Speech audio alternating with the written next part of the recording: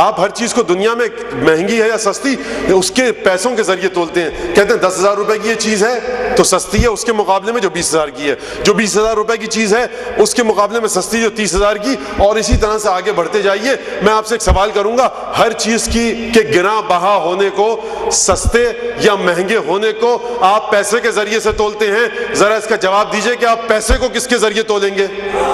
ہر انسان کو آپ تولتے ہیں حیات کے اعلیٰ ترین مراحل پر ہونے کی وجہ سے, ارتقاء حیات کی وجہ سے. آپ مجھے یہ بتلائیے کہ خود ارتقاء حیات کو کیسے تولیں گے؟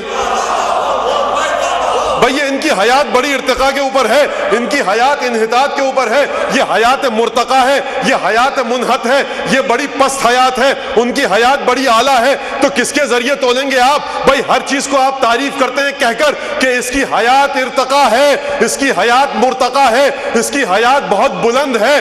تو مجھے بتائیے حیات کی تعریف کرتے ہیں بلندی کے ذریعے, بلندی کی تعریف کس کے ذریعے کریں گے؟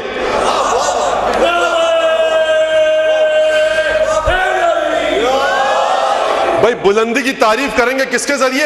اس کے ذریعے کریں گے کہ جو حیات کن فیکون سے متصل ہے, جس کی آنکھیں غیب کو چیر کر دیکھ رہی ہیں, جو رحمت للعالمین ہے. پر دیکھیے یہی وجہ تھی کہ جب عمرو بن عبدود گھوڑے کے ساتھ خندق پھلانگ کے آیا, اب یہ علامہ شبلی نعمانی کے الفاظ ہیں, میرے الفاظ نہیں ہیں. عمرو بن عبدود رسول کے خیمے کا چکر کاٹ رہا ہے اور پکار رہا ہے حل من مبارز, حل من مبارز. اصحاب خیمے میں تشریف فرما ہیں, اصحاب رسول, ان کے اصحاب کی جانوں پر ہماری جانیں قربان, اصحاب خیموں میں موجود ہیں. شبلی نعمانی لکھ کر چلے گئے سیرت النبی کی پہلی جلد میں کہ اصحاب رسول اس طرح سے بیٹھے تھے کأنہ علی رؤوسہم الطیر, کہ گویا اصحاب کے سروں پر پرندے بیٹھے ہیں. بھئی علامہ شبلی نعمانی لکھ کر گئے اور کوئی نہ تھا جو عمرو بن عبدود کا جواب دیتا, لیکن 3 مرتبہ علی بن ابی طالب کھڑے ہوئے, رسول نے بٹھایا, پھر کھڑے ہوئے, رسول نے بٹھایا. اب جو کھڑے ہوئے تو رسول خدا آگے بڑھے, اپنا امامہ دیا, اپنی آبادی تلوار حمائل کی اور میدان کی جانب بھیجا. کیا کہہ کر بھیجا؟ یہ کہہ کر بھیجا کہ اے علی تجھے وہ لقب دے کے بھیجوں گا کہ قیامت تک کے لیے تو جس کو اپنی حیات کا ارتقاء چاہیے ہوگا,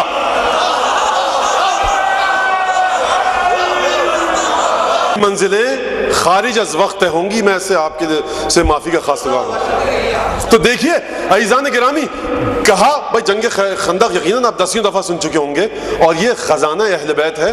ہر انسان اپنے حوالے سے, اپنے انداز سے اس باغ سے میوہ چینی کرتا ہے, خوشہ چینی کرتا ہے. ہر انسان مختلف زاویوں سے گفتگو کرتا ہے. یہ میں نے یقیناً آپ کے علم میں اضافہ نہیں کیا ہوگا, 10 دفعہ سن چکے ہیں. تو جب رسول نے بھیجا تو اس انداز سے بھیجا, وہ لقب دے کر بھیجوں گا علی ابن ابی طالب تجھے, کہ جو انسان بھی حیات کا ارتقاء چاہے مجبور ہو جائے تیرا دامن تھامنے کے لیے. بھائی میں نے کہا نا کہ آپ حیات کو کہتے ہیں بلند حیات ہے. کون سی حیات بلند ہے؟ جو با ایمان حیات ہو وہ بلند حیات ہے. مومن کی حیات سب سے بلند ہے, ایمان والی حیات سب سے بلند ہے. اقبال کی نظر میں مرد مومن سے آگے بڑھ کے کوئی نہیں, لیکن اقبال سے کوئی یہ پوچھے کہ جناب علامہ اقبال حکیم الامت, آپ جس مرد مومن کی تلاش میں تھے اس کی خصوصیت یہ ہے کہ وہ مرد ایمان رکھتا ہو. اب ذرا علامہ اقبال مجھے یہ بتائیے کہ جو شخص خود مجسم ایمان ہو, کہا سرکار ختمی مرتبت نے کہ دیکھو لبرز الایمان کلو الی الشرک کلے, آج سارا کا سارا ایمان پورے کے پورے کفر کے مقابلے میں. یعنی کیا مطلب؟ یعنی اب جسے ایمان کی دولت چاہیے خبردار ہما شما کے دروازے پہ مت جانا, دروازہ علی ابن ابی طالب پر آنا.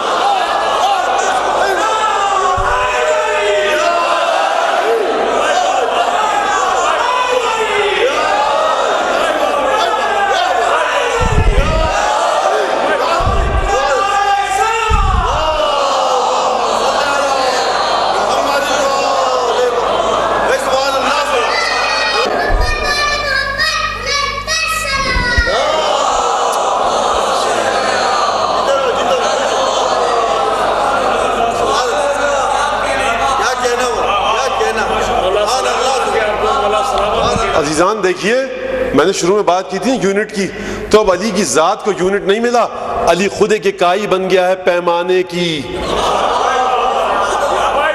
مومن کہہ کر نہیں بھیجا ہے، اب پیمانہ حیات ہے علی ابن ابی طالب، پیمانہ صراط مستقیم ہے علی ابن ابی طالب، مجھے اور آپ کو صراط مستقیم پر آنا ہے، لیکن یہ ذات علی ابن ابی طالب مجسم صراط مستقیم ہے۔ اچھا بس اب آپ آگئے یہاں تک، دیکھیے جمادی حیات، نباتی حیات، پھر اس کے بعد حیوانات کی حیات، پھر انسان کی حیات، انسان کی حیات کے بعد انسان مومن کی حیات۔ لیکن عجیب مرحلہ ہے اس امت کا، کنتم خیر امت اخرجت للناس، اے محمد مصطفیٰ کی امت تم بہترین امت ہو۔ اور جب مولا کائنات نے جنگ کی تو کیا فرمایا جناب ختمی مرتبت نے؟ لمبارزت علی ابن ابی طالب۔ اب یہ میں نہیں بتاؤں گا، یہ حاکم نیشاپوری بتائیں گے جو برادران اہل سنت کے بہت بڑے محدث ہیں، یہ مفتی حنفی قندوزی بتائیں گے، یہ حاکم نیشاپوری بتائیں گے، یہ تاریخ بغداد کے مصنف بتائیں گے جنہوں نے حدیث لکھی۔ کیا حدیث لکھی؟ لمبارزت علی یوم خندق افضل من عبادت عمل امتی۔ دیکھو علی کی ایک ضربت، دیکھیے امت میں صحابہ کرام ہیں، امت میں حفاظ ہیں، امت میں فقہاء ہیں، امت میں جید علماء ہیں، امت میں ازواج مطہرات ہیں، امت میں خلفائے راشدین ہیں، امت میں عشرہ مبشرہ ہیں۔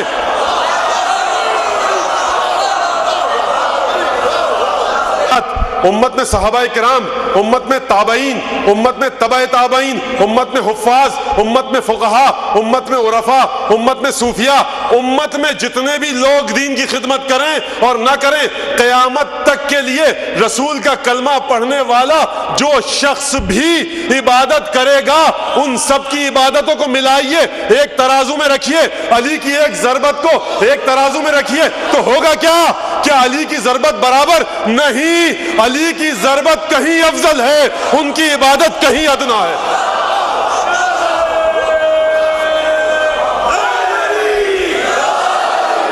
اچھا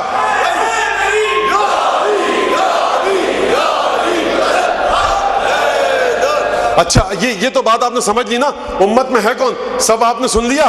ایک مسئلہ اور ہے کہ جناب عیسیٰ چوتھے آسمان سے، مجھے جلدی جلدی پڑھنے دیجئے، جناب عیسیٰ چوتھے آسمان سے نزول کریں گے۔ اب میرا سوال ہے تمام مسلمانوں سے، یہ حدیث میں نے اپنی کتاب سے نہیں پڑھی ہے، یہ حاکم نیشاپوری کے المستدرک علی الصحیحین سے پڑھی ہے، تاریخ بغداد میں یہ حدیث موجود ہے، مفتی حنفی قندوزی کی کتاب میں یہ موجود ہے، علامہ علی متقی ہندی نے کنز العمال میں اس حدیث کو لکھا ہے کہ بھائی تمام امت کے اعمال سارے ایک طرف، علی کی ضربت اس سے بھی کہیں آگے ہے۔ اچھا جب امت کو دیکھ لیا، اب امت کو ذرا سمجھ لیجئے، چوتھے آسمان سے عیسیٰ نازل ہوں گے۔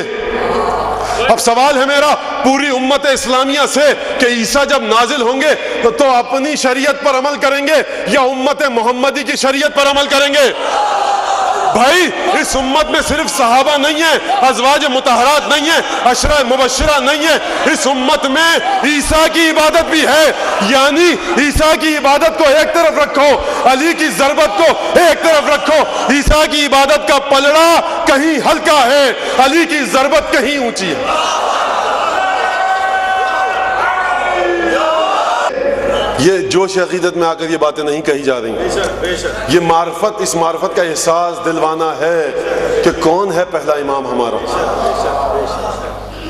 تو دیکھیے اعزان گرامی، یہ اسی کی طرف متوجہ کروانے کے لیے وقت گزر چکا ہے، مصائب کی 4-5 جملوں سے زیادہ شاید میں نہیں پڑھ پاؤں۔ بہرحال آپ سے معافی کے طالب ہوں، کل سے انشاءاللہ کوشش کریں گے کہ اپنی گفتگو کو سمیٹ کر چلیں تاکہ وقت سے باہر ہماری گفتگو نہ جا سکے۔ تو دیکھیے اسی لیے سید الشہداء نے دیکھا کہ جس ہستی میں بھی منازل ارتقاء حیات کو طے کرنے کی صلاحیت ہے اسے کربلا میں بلایا جائے۔ بے لیاقت آدمی کو، جس میں لیاقت نہ ہو کربلا نہ آئے، وہ جس میں صلاحیت ہے وہ کربلا آئے۔ جو حسین کے ساتھ ساتھ تھے رستے بھر وہ چھوڑ کر چلے گئے، لیکن عجیب ساتھی ہے حسین کے بچپن کا، حبیب ابن مظاہر اسدی۔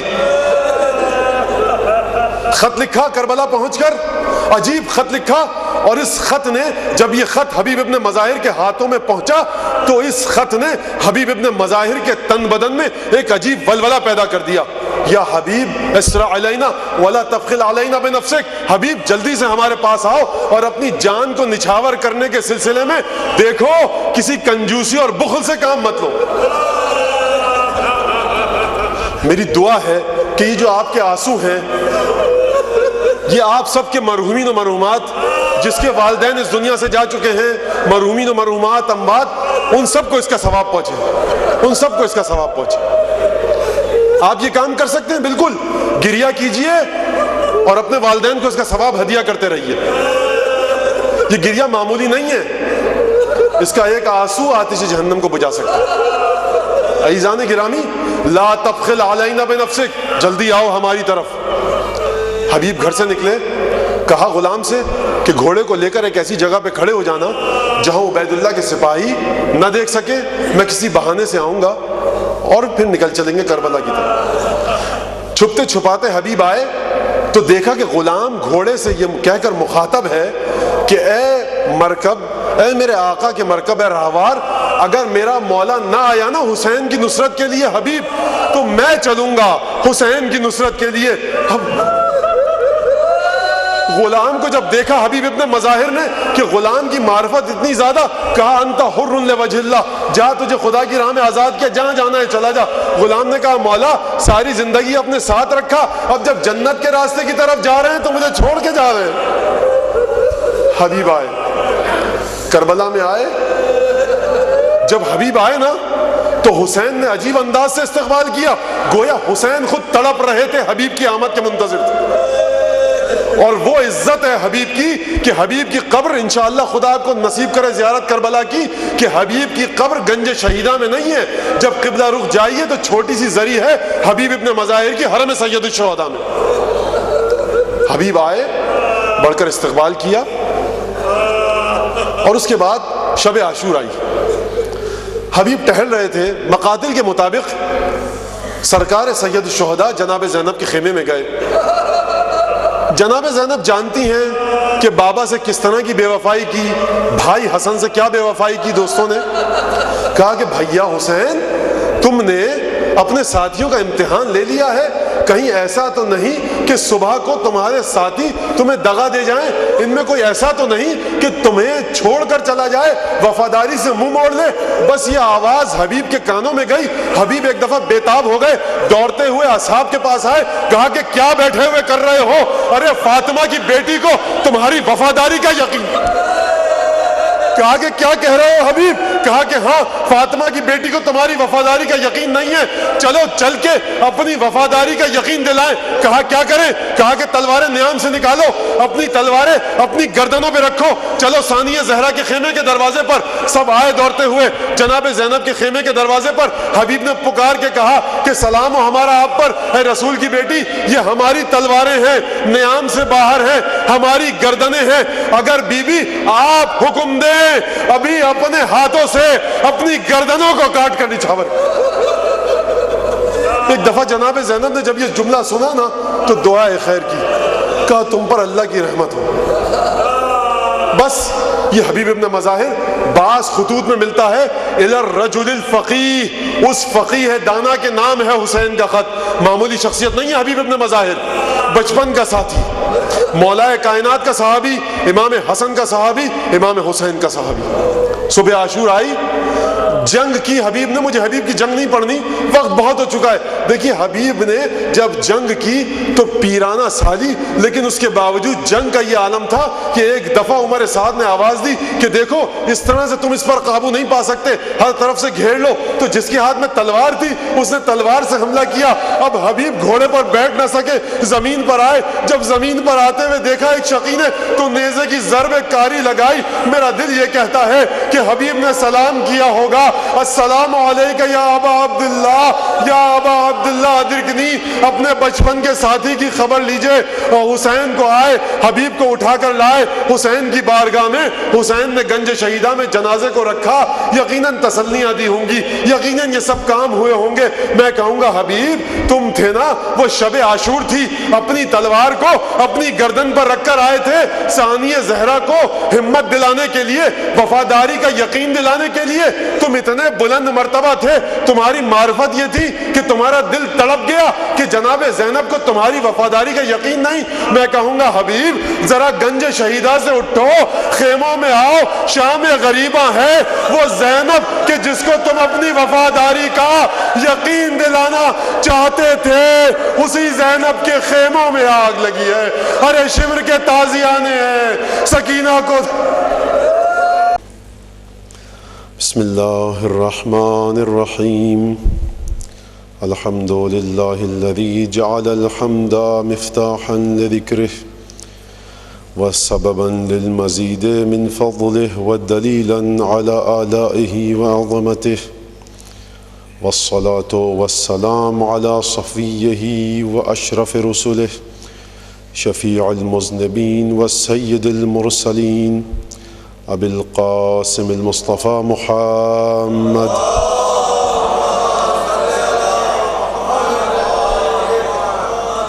ثم الصلاة والسلام على أهل بيته الطيبين الطاهرين الذين أذهب الله عنهم الرجس وطهرهم تطهيرا،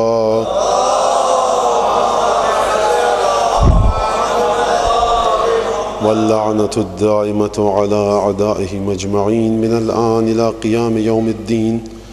أما بعد، فقد قال الله تبارك وتعالى في قرآنه المجيد وفرقانه الحميد وقوله الحق وهو أصدق الصادقين.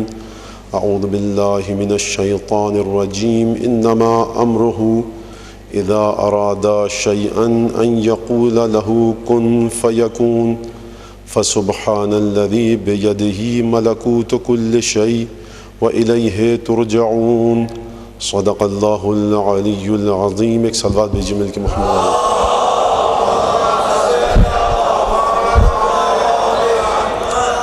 عزیزان گرامی، توحید اور ارتقاء حیات کے حوالے سے ہماری گفتگو کا سلسلہ چل رہا تھا، اور اس گفتگو کا جو سلسلہ ہے اس میں بتانے کی کوشش کی جا رہی ہے کہ توحید اور شرک کا مفہوم کیا ہے، ارتقاء حیات انسان کو کس دروازے سے ملے گی، کن شخصیات کے ذریعے ارتقاء حاصل ہوگی، اور ابھی تک گفتگو یہیں تک آئی ہے کہ کن جگہوں سے، کن مقامات سے، کن شخصیات سے انسان اگر تمسک اختیار کر لے، ان کا دامن تھام لے تو اسے ارتقاء حیات مل سکتی ہے۔ لیکن یہ ارتقاء حیات اس کی کس مرحلے پر ہوگی، یہ ابھی تک گفتگو ہم نے نہیں کی ہے۔ یہ انشاءاللہ بحول قوہ الہی آپ حضرات کی دعائیں اگر ساتھ رہیں، اور سب سے بڑھ کر کہ جیسا کہ میں نے پہلے بھی عرض کیا، من حسنت نیتو وسع رزقو، جس کی نیت پاک اس کے رزق میں وسعت۔ تو اگر آپ کی دعائیں، آپ کی نیتیں پاک رہیں، سننے والوں کی، بولنے والوں کی، جو ممبر پر بیٹھا ہے اس کی نیت بھی پاک رہے انشاءاللہ، جو سن رہے ہیں ان کی نیات بھی اگر پاک رہیں تو یقیناً رزق میں اضافہ ہوگا۔ اور اس وقت جو سب سے اہم رزق ہے وہ یہ کہ ہم کس حد تک قرآن سے، اہل بیت کی تعلیمات سے، روایات سے، احادیث سے کیا حاصل کر سکتے ہیں۔ تو دیکھیے، یہ انشاءاللہ شب عاشورہ یعنی 9 محرم کو اس بات کو ذہن میں رکھیے گا کہ اس بات پر گفتگو ہوگی کہ حیات جب اپنے آخری نقطے تک پہنچتی ہے، اپنے آخری مقام پر پہنچتی ہے حیات انسانی، تو اس کا مرتبہ، اس کا درجہ کیا ہوتا ہے، یہ اس دن گفتگو ہوگی۔ باقی جو ایام میں گفتگو رہے گی، شبوں میں، وہ یہی رہے گی کہ ہم اس عنوان پر، اس مسئلے پر گفتگو کرنے کی کوشش کریں گے اور واضح کرنے کی اس بات کو کوشش کریں گے کہ کن فیکون کس انداز سے اگر عطا ہوتا ہے انسان کو یہ درجہ، اگر عطا ہوتی ہے انسان کو یہ طاقت کن فیکون کی۔ سب سے پہلا تو مسئلہ یہ کہ کیا انسان کو کن فیکون کی طاقت پروردگار کی جانب سے ملتی ہے یا نہیں؟ قرآن کیا کہتا ہے؟ کیا کوئی بندہ اس مرحلے تک پہنچ سکتا ہے کہ وہ جس انداز سے ارادہ کرے ہو جائے، جیسا کہ خدا ارادہ کرتا ہے اور ہو جاتا ہے؟ کیا کوئی انسان اس مرحلے تک پہنچ سکتا ہے کہ وہ ارادہ کرے اور مسئلہ جس مسئلے کا ارادہ کرے وہ واقع ہو جائے یا نہیں؟ حیات انسانی اس مرحلے تک نہیں پہنچ سکتی۔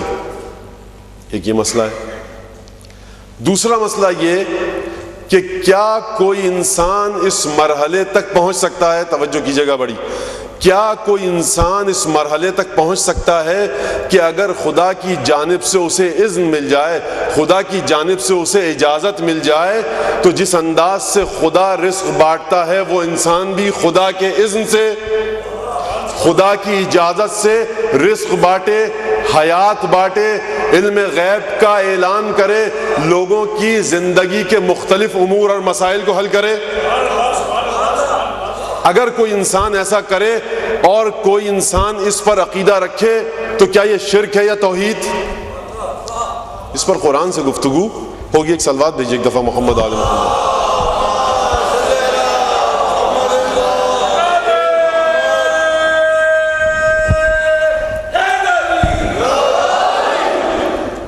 توحید پر جس حد تک ان 10 دنوں میں گفتگو ہو سکتی تھی وہ جہاں تک مجھے کرنی تھی وہ کر چکا میں۔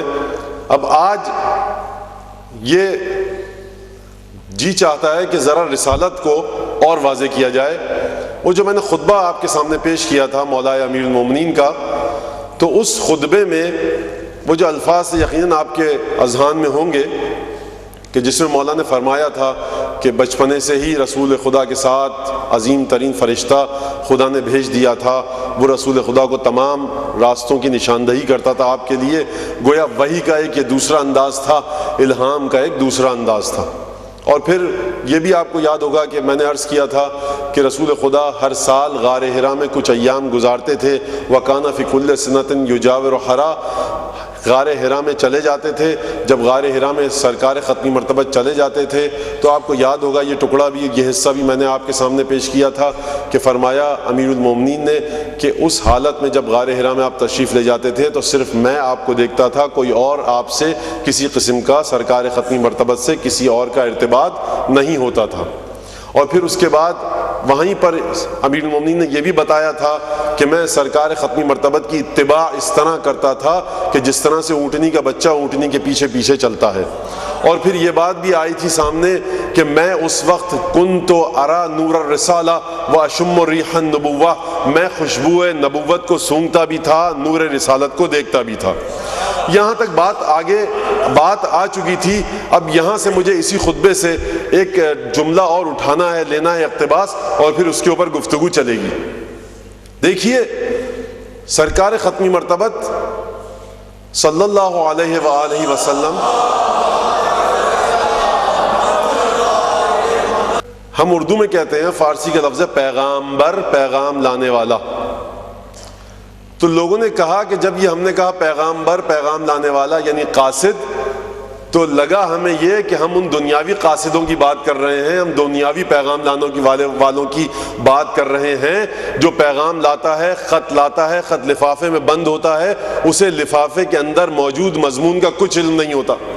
بھائی اسی لیے لوگوں نے یہیں سے یہ عقیدہ نکالا پیغمبر تھے، نبی تھے، مرسل تھے، جب پیغام لا دیا، پیغام دے دیا، تو اب ہمیں سرکار ختمی مرتبت کی کیا ضرورت؟ یقیناً نگاہ قدرت یہ دیکھ رہی تھی، نگاہ قدرت یہ دیکھ رہی تھی کہ دیکھو کبھی یہ عقیدہ سر اٹھائے گا لوگوں کے درمیان کہ اب ہمیں ختمی مرتبت کی ضرورت نہیں۔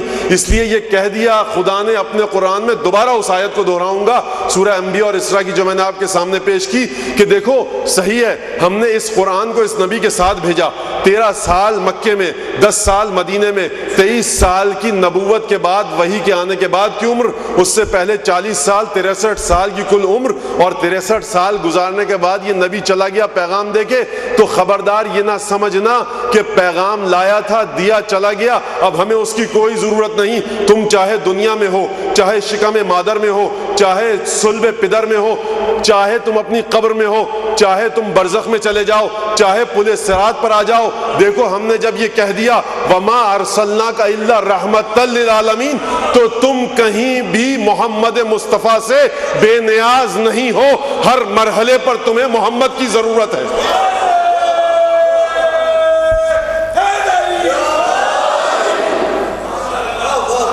انسان کہتا ہے صاحب دین پہنچ گیا، وسیلہ تھے، اب اس پر بھی کل انشاءاللہ اشارہ کرتے ہوئے گفتگو ہو جائے گی کہ آخر وسیلے کی حقیقت کیا ہے، وسیلہ ہے کیا۔ بھائی ایک دنیاوی وسیلہ ہوتا ہے، آپ کو کیل ٹھوکنی ہے، ہتھوڑی اٹھائی آپ نے، کیل ٹھوکی، جب کیل لگ چکی اپنی جگہ پر نصب ہو گئی، اب آپ کو اس ہتھوڑی کی ضرورت نہیں، یہ ہتھوڑی آپ کے لیے بیکار۔ آپ کو قینچی سے کپڑا کاٹنا ہے، آپ نے قینچی سے کپڑے کو کاٹا، جب کپڑا کٹ گیا تو اب یہ قینچی آپ کے لیے بیکار، اب اس قینچی کی آپ کو اس وقت ضرورت پڑے گی جب دوبارہ آپ کپڑے کو کاٹنا چاہیں گے۔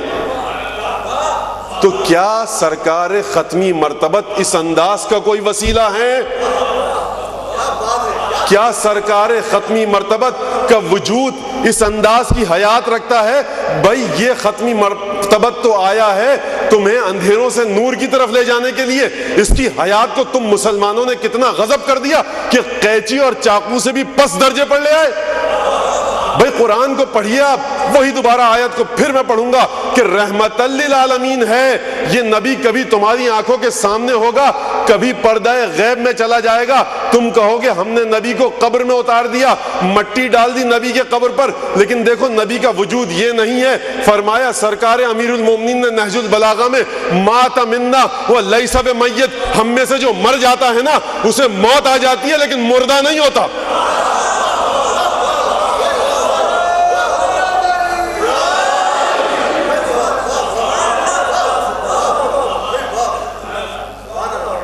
یہ حیات سرکار ختمی مرتبت۔ تو کیا یہ وسیلہ ایسا وسیلہ ہے کہ آپ کو جب ضرورت پڑی آپ نے استعمال کیا پھر رکھ دیا، پھر ضرورت پڑی استعمال کیا پھر رکھ دیا؟ بھائی یہ تو پھر حقیقت رسالت نہ ہوئی، نعوذ باللہ من ذالک خاکم بدہن۔ یہ تو کوئی کھلونا ہو گیا بچے کا، جب جی چاہا بچے نے اس کھلونے سے کھیلا، جب تھک گیا جی بھر گیا کھلونے کو پھر رکھ دیا، جب کھلونے کو تاخچے پہ رکھ دیا اب اس کھلونے کی اسے ضرورت نہیں، کھلونا بیکار۔ لیکن قرآن کا طرز تفکر کچھ اور ہے، قرآن مسلسل انسان کو یہ سکھا رہا ہے کہ دیکھو تم کبھی ذات مصطفیٰ سے بے نیاز نہیں ہو سکتے۔ اور پھر امیر المومنین نے فرمایا اسی خطبے میں، جو میں 3-4 دن سے مختلف جملے اقتباس کے طور پہ آپ کے سامنے پیش کر رہا ہوں، کہ جب میں غار حرا میں گیا، وَكَانَ فِي كُلِّ يَوْمٍ يَرْفَعُ لِي عَلَمًا مِّنْ أَخْلَاقِهِ وَيَأْمُرُنِي بِالْاِقْتِدَاءِ بِهِ۔ عجیب جملہ ہے، عجیب مرحلہ فکر ہے، عجیب رسالت کی تفسیر ہے، عجیب امامت کا بیان ہے۔ وَكَانَ فِي كُلِّ يَوْمٍ، اور دیکھو جب میں غار حرا میں رسول کے ساتھ ہوتا تھا نا تو ہر روز سرکار ختمی مرتبت اپنے اخلاق میں سے ایک اخلاق کا نمونہ مجھے میرے سامنے پیش کرتے تھے، وَيَأْمُرُنِي بِالْاِقْتِدَاءِ بِهِ، اور مجھے حکم دیتے تھے کہ جس انداز کا میرا اخلاق ہے، جس انداز کی میری تربیت ہے، جس انداز کا میرا وتیرہ ہے، جو میرا سلوک ہے، جو میرا برتاؤ ہے، جو میری رفتار ہے، جو میری کردار ہے، جو میری گفتار ہے، علی تو بھی اسی پر عمل کر۔ اب دیکھیے ذرا دوبارہ آئیے کہ رسول کی گفتار کیا ہے، رسول کا کردار کیا ہے، رسول کی سیرت کیا ہے، رسول کی روح کو کس نے تربیت پہنچائی؟ خود فرمایا مولا نے، وَلَقَدْ قَرَنَ اللَّهُ بِهِ أَعْظَمَ مَلَكٍ مِّن مَلَائِكَتِهِ، پروردگار نے اپنے سب سے عظیم فرشتے کے ذریعے رسول کو اپنے پیغامات پہنچائے۔ کب سے؟ جب رسول بچپنے کی حدود میں تھے۔ تو اب یہ نہ کہیے گا کہ رسول کے بعد علی کس مکتب میں گئے، جو مکتب جس مکتب میں خاتم النبیین نے تربیت پائی ہے اسی مکتب میں علی مرتضیٰ نے تربیت پائی ہے۔ راز تربیت الہی کے زیر اثر رہے ہیں سرکار ختمی مرتبت، تو امیر المومنین بھی اسی چیز کے زیر تربیت رہے ہیں کہ جس کے زیر تربیت سرکار ختمی مرتبت۔ دیکھیے پھر دوبارہ اس جملے کو دہراؤں گا کیونکہ مجھے ایک جگہ تک پہنچانا، اشارہ کروں گا، البتہ میری نگاہ میں بات اس قابل نہیں ہے کہ ممبر سے اس کا ذکر کیا جائے، لیکن اب کیا کیا جائے کہ صاحب اطلاع رسانی اور معلومات کا ایک بمباری ہے، ہر طرف سے ہو رہی ہے، جہاں بٹن دبائیے کوئی نہ کوئی انسان بیٹھا ہوا بات کر رہا ہے، اس سے کوئی پوچھنے کی کسی کو ہمت نہیں کہ بھائی یہ جو آپ بات کر رہے ہیں قرآن کے بارے میں، آپ یہ جو جناب گفتگو فرما رہے ہیں حدیث کے بارے میں، رسول خدا کے بارے میں، یہ آپ کس کی اجازت سے فرما رہے ہیں اور یہ آپ نے کہاں سے علم حاصل کیا؟ نزلہ ہو جائے، چھینکیں آنے لگے، کھانسی ہو جائے تو آپ دیکھتے ہیں کہ سب سے اچھا ڈاکٹر کون سا ہے، کہاں سے پڑھا ہے، لیکن یہ دین کی بدبختی ہے اس بیچارے دین کی کہ جو آ کر جس انداز سے گنگنانے لگے، جو راگ الاپنے لگے، آپ اس کی بات سن لیتے ہیں۔ سرکار نے فرمایا، سرکار ختمی مرتبت نے، کہ دیکھو امیر المومنین اشارہ کر رہے ہیں عجیب انداز سے کہ دیکھو وَكَانَ فِي كُلِّ يَوْمٍ يَرْفَعُ لِي عَلَمًا مِّنْ أَخْلَاقِهِ. ایک ایک جملے پر ایک ایک لفظ پر غور کیجئے گا. رسول خدا ہر روز اپنے اخلاق میں سے ایک اخلاق کے نمونے کا پرچم میرے سامنے نصب کرتے تھے. پرچم کا لفظ استعمال کیا ہے. اپنے اخلاق کا ایک پرچم نصب کرتے تھے اور مجھ سے کہتے تھے کہ میری تبعیت کرو، جو میں کام انجام دے رہا ہوں وہ تم کرو. یعنی یہ بات تو طے ہے کہ اب تربیت علی ابن ابی طالب، بڑی توجہ کیجئے گا، ابھی پہلی وحی نہیں آئی ہے، اس میں توجہ کیجئے گا. اور رسول کے ساتھ علی نماز پڑھ رہے ہیں. دیکھیے اب یہ نہ کہیے گا کیونکہ اس وقت تک شراب حرام نہیں ہوئی تھی اس لیے نعوذ باللہ علی نے وہ کام کر ڈالا. علی ابن ابی طالب آپ کی طرح کی تربیت نہیں ہے اس کی، علی کی تربیت رسول کی زیر نگرانی ہوئی ہے.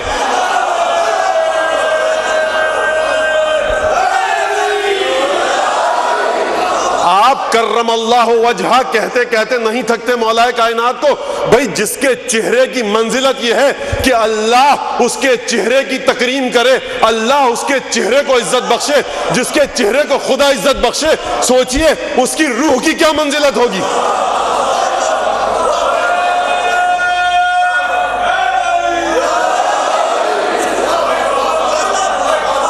یہ ان لوگوں کے بارے میں کہیے کہ جن کو رسول نے براہ راست تربیت نہ کی ہو، یہ ان کے بارے میں صحیح ہے.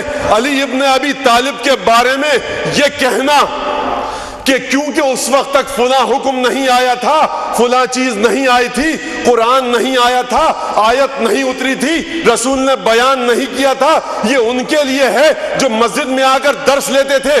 علی کی درسگاہ کہیں اور ہے، علی کے درس کا مرتبہ کوئی اور ہے.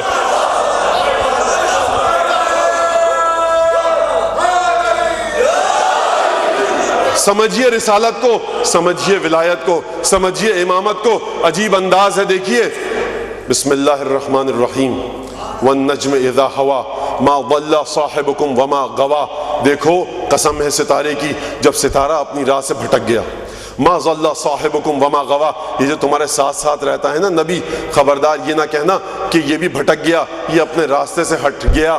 دیکھیے قرآن کہہ رہا ہے تمہارے ساتھ رہتا ہے. ما ضل صاحبکم، صحبت کی بات کر رہا ہے قرآن کریم، مصاحبت کی بات کر رہا ہے، لیکن مصاحبت کی بات کرنے کے ساتھ ساتھ یہ بھی کہہ رہا ہے کہ یہ جو تمہارے ساتھ ساتھ رہتے ہیں نا، یہ تمہارے بارے میں اے حبیب یہ سمجھتے ہیں کہ تو راہ سے بھٹک گیا، تو راہ سے گمراہ ہو گیا. بھائی رہتے ہیں ساتھ ساتھ، لیکن کیونکہ معرفت رسالت نہیں ہے اس لیے قرآن کو یہ کہنا پڑا کہ اے حبیب یہ رہتے ہیں تیرے ساتھ ساتھ، صاحب ہیں تیرے، مصاحبت ہے ان کی، تیرے ہم نشی ہیں، تیرے جلیس ہیں، لیکن سمجھتے تیرے بارے میں یہ ہے کہ تو راہ سے ہٹ گیا، تو گمراہ ہو گیا. اب کیونکہ یہ تیرے ساتھ رہنے والے تیرے بارے میں یہ سمجھتے ہیں کہ تو راہ سے ہٹ گیا، تو گمراہ ہو گیا، اس لیے اب خدا کی ذمہ داری ہے، قرآن کی ذمہ داری ہے کہ رسول کی حیثیت کا دفاع کرے. اور سورہ والنجم میں خدا یہ اعلان کرے ما ضل صاحبکم وما غوا. خبردار ہمارے حبیب کے بارے میں یہ نہ کہنا کہ یہ گمراہ ہو گیا. ساتھ رہتے ہو ٹھیک ہے، لیکن خبردار یہ باتیں نہ کرنا. وما ينطق عن الهوى ان هو الا وحي يوحى، یہ آیت بڑی معروف ہے، آپ اس کا ترجمہ سن چکے ہیں. آگے بڑھیے. ثم دنا فتدلى فكان قاب قوسين او ادنى، اور اس کے بعد یہ ہمارا حبیب معراج کا واقعہ اتنا نزدیک ہوا ہم سے، اتنا نزدیک ہوا ہم سے. ثم دنا فتدلى، یہ نزدیک ہوا، ہم نے اسے اپنے نزدیک کیا. فكان قاب قوسين او ادنى، آیت کا ترجمہ نہیں بتانا نہ اس کی تشریح کرنی. آگے بڑھیے. اور اس کے بعد عجیب انداز سے اعلان کیا پروردگار نے. دیکھیے یہ آواز آتی ہے نا گوشہ و کنار سے کہیں کہیں کہ بھائی رسول ہم جیسا ہے. رسول کی زندگی ہماری زندگی میں کیا فرق ہے؟ رسول ہم جیسا ہے بھائی. تو دیکھیے یہ آپ بلا شک بلا شبہ کہیے رسول کو ہم جیسا، لیکن قرآن کو پڑھ لیجئے پھر رسول کے بارے میں جو جی چاہے کہیے. پہلے قرآن پڑھیے. ما ضل صاحبکم وما غوا. پروردگار نے عجیب انداز سے وہ لوگ کہ جو رسول کے بارے میں یہ کہیں کہ رسول ہم جیسا، خدا نے ان لوگوں کو اس قابل بھی نہ سمجھا. وہ لوگ جو رسول کو کہیں کہ رسول ہم جیسا، خدا نے ان لوگوں کو اس قابل بھی نہ سمجھا کہ بتائے یہ کہ میں نے شب معراج اپنے حبیب کو کیا وحی کی. بھائی تمہاری اوقات انسانوں کی یہ ہے کہ جب ہمارا حبیب شب معراج ہماری بارگاہ میں آئے تو ہم تمہیں اس قابل بھی نہیں سمجھتے کہ یہ بتائیں کہ ہم نے گفتگو کی تو کیا کی. تم گفتگو سننے کے لائق نہیں ہو, الفاظ کو سننے کے لائق نہیں ہو, حقیقت تو بہت دور کی بات ہے. افتمارونہ علی ما یرا, کیا تم ہمارے حبیب سے بحث کرو گے, کٹ حجتی کرو گے, بقراتیت دکھاؤ گے؟ تم بحث کر رہے ہو اس سے ان چیزوں کے بارے میں جن کو وہ دیکھ رہا ہے. یعنی دیکھیے بڑے, اب یہاں پہ توجہ سے ذرا سنیے گا بات کو.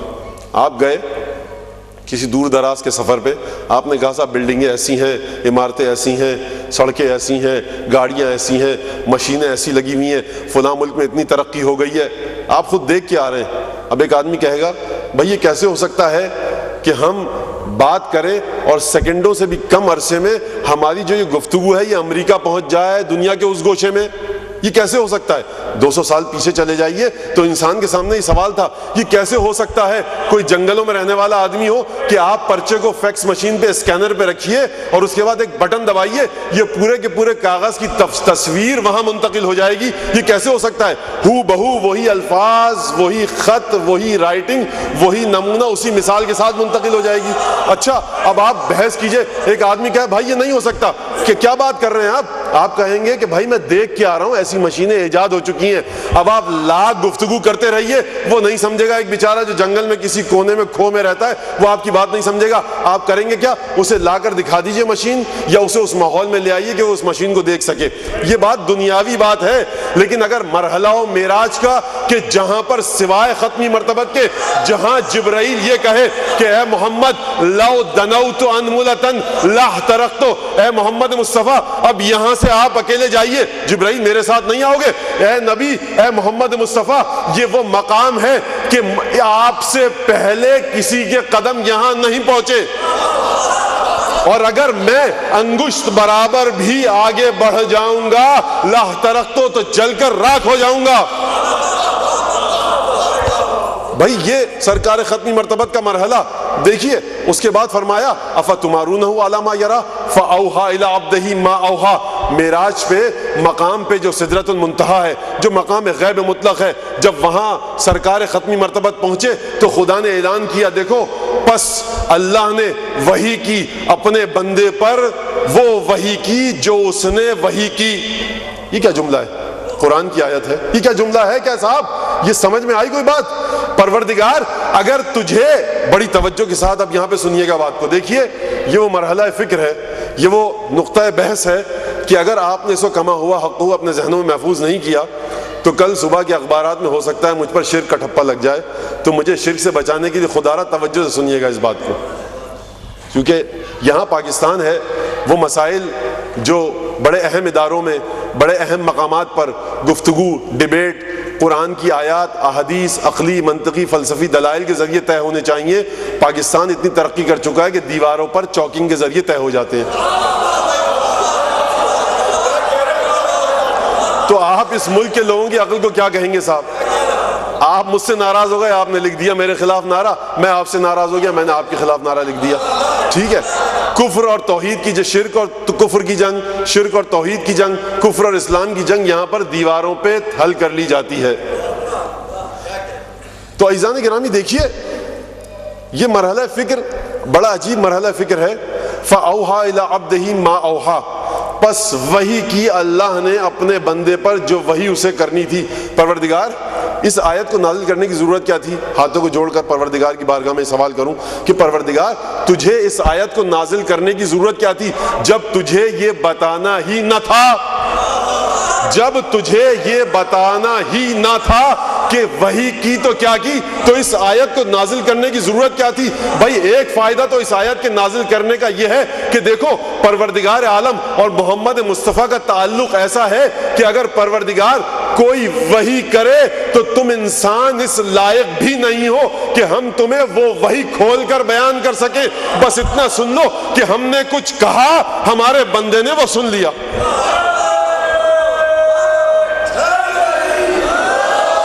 اللہ رحمت للعالمین. عزیزان گرامی دیکھیے یہ ہے رسالت, یہ ہے نبوت. ہے کیا نبوت؟ رسالت ہے کیا؟ پورے قرآن میں آپ دیکھ لیجئے اب یہ ایک بڑی پیچیدہ گفتگو ہے، میں اشارہ کر کے گزر جاؤں گا، اگر کل اس پر گفتگو کر سکا تو ہوگی۔ پورے قرآن میں اس انداز سے ان الفاظ کے ساتھ وہ نبی جس کے بارے میں خداوند تبارک و تعالی نے یہ کہا وَلَقَدْ آتَيْنَاكَ سَبْعًا مِنَ الْمَثَانِي وَالْقُرْآنَ الْعَظِيمِ، اے میرے حبیب ہم نے تجھے دیا، کیا دیا؟ سورہ حمد دی اور قرآن عظیم دیا۔ بڑی اہم چیز ہے قرآن۔ جب قرآن دیا جا رہا ہے تو یہ کہا جا رہا ہے کہ اے میرے حبیب ہم نے تجھے قرآن دیا اور سورہ حمد بھی دی۔ اے میرے حبیب تیری منزلت کیا ہے؟ رحمت للعالمین ہے۔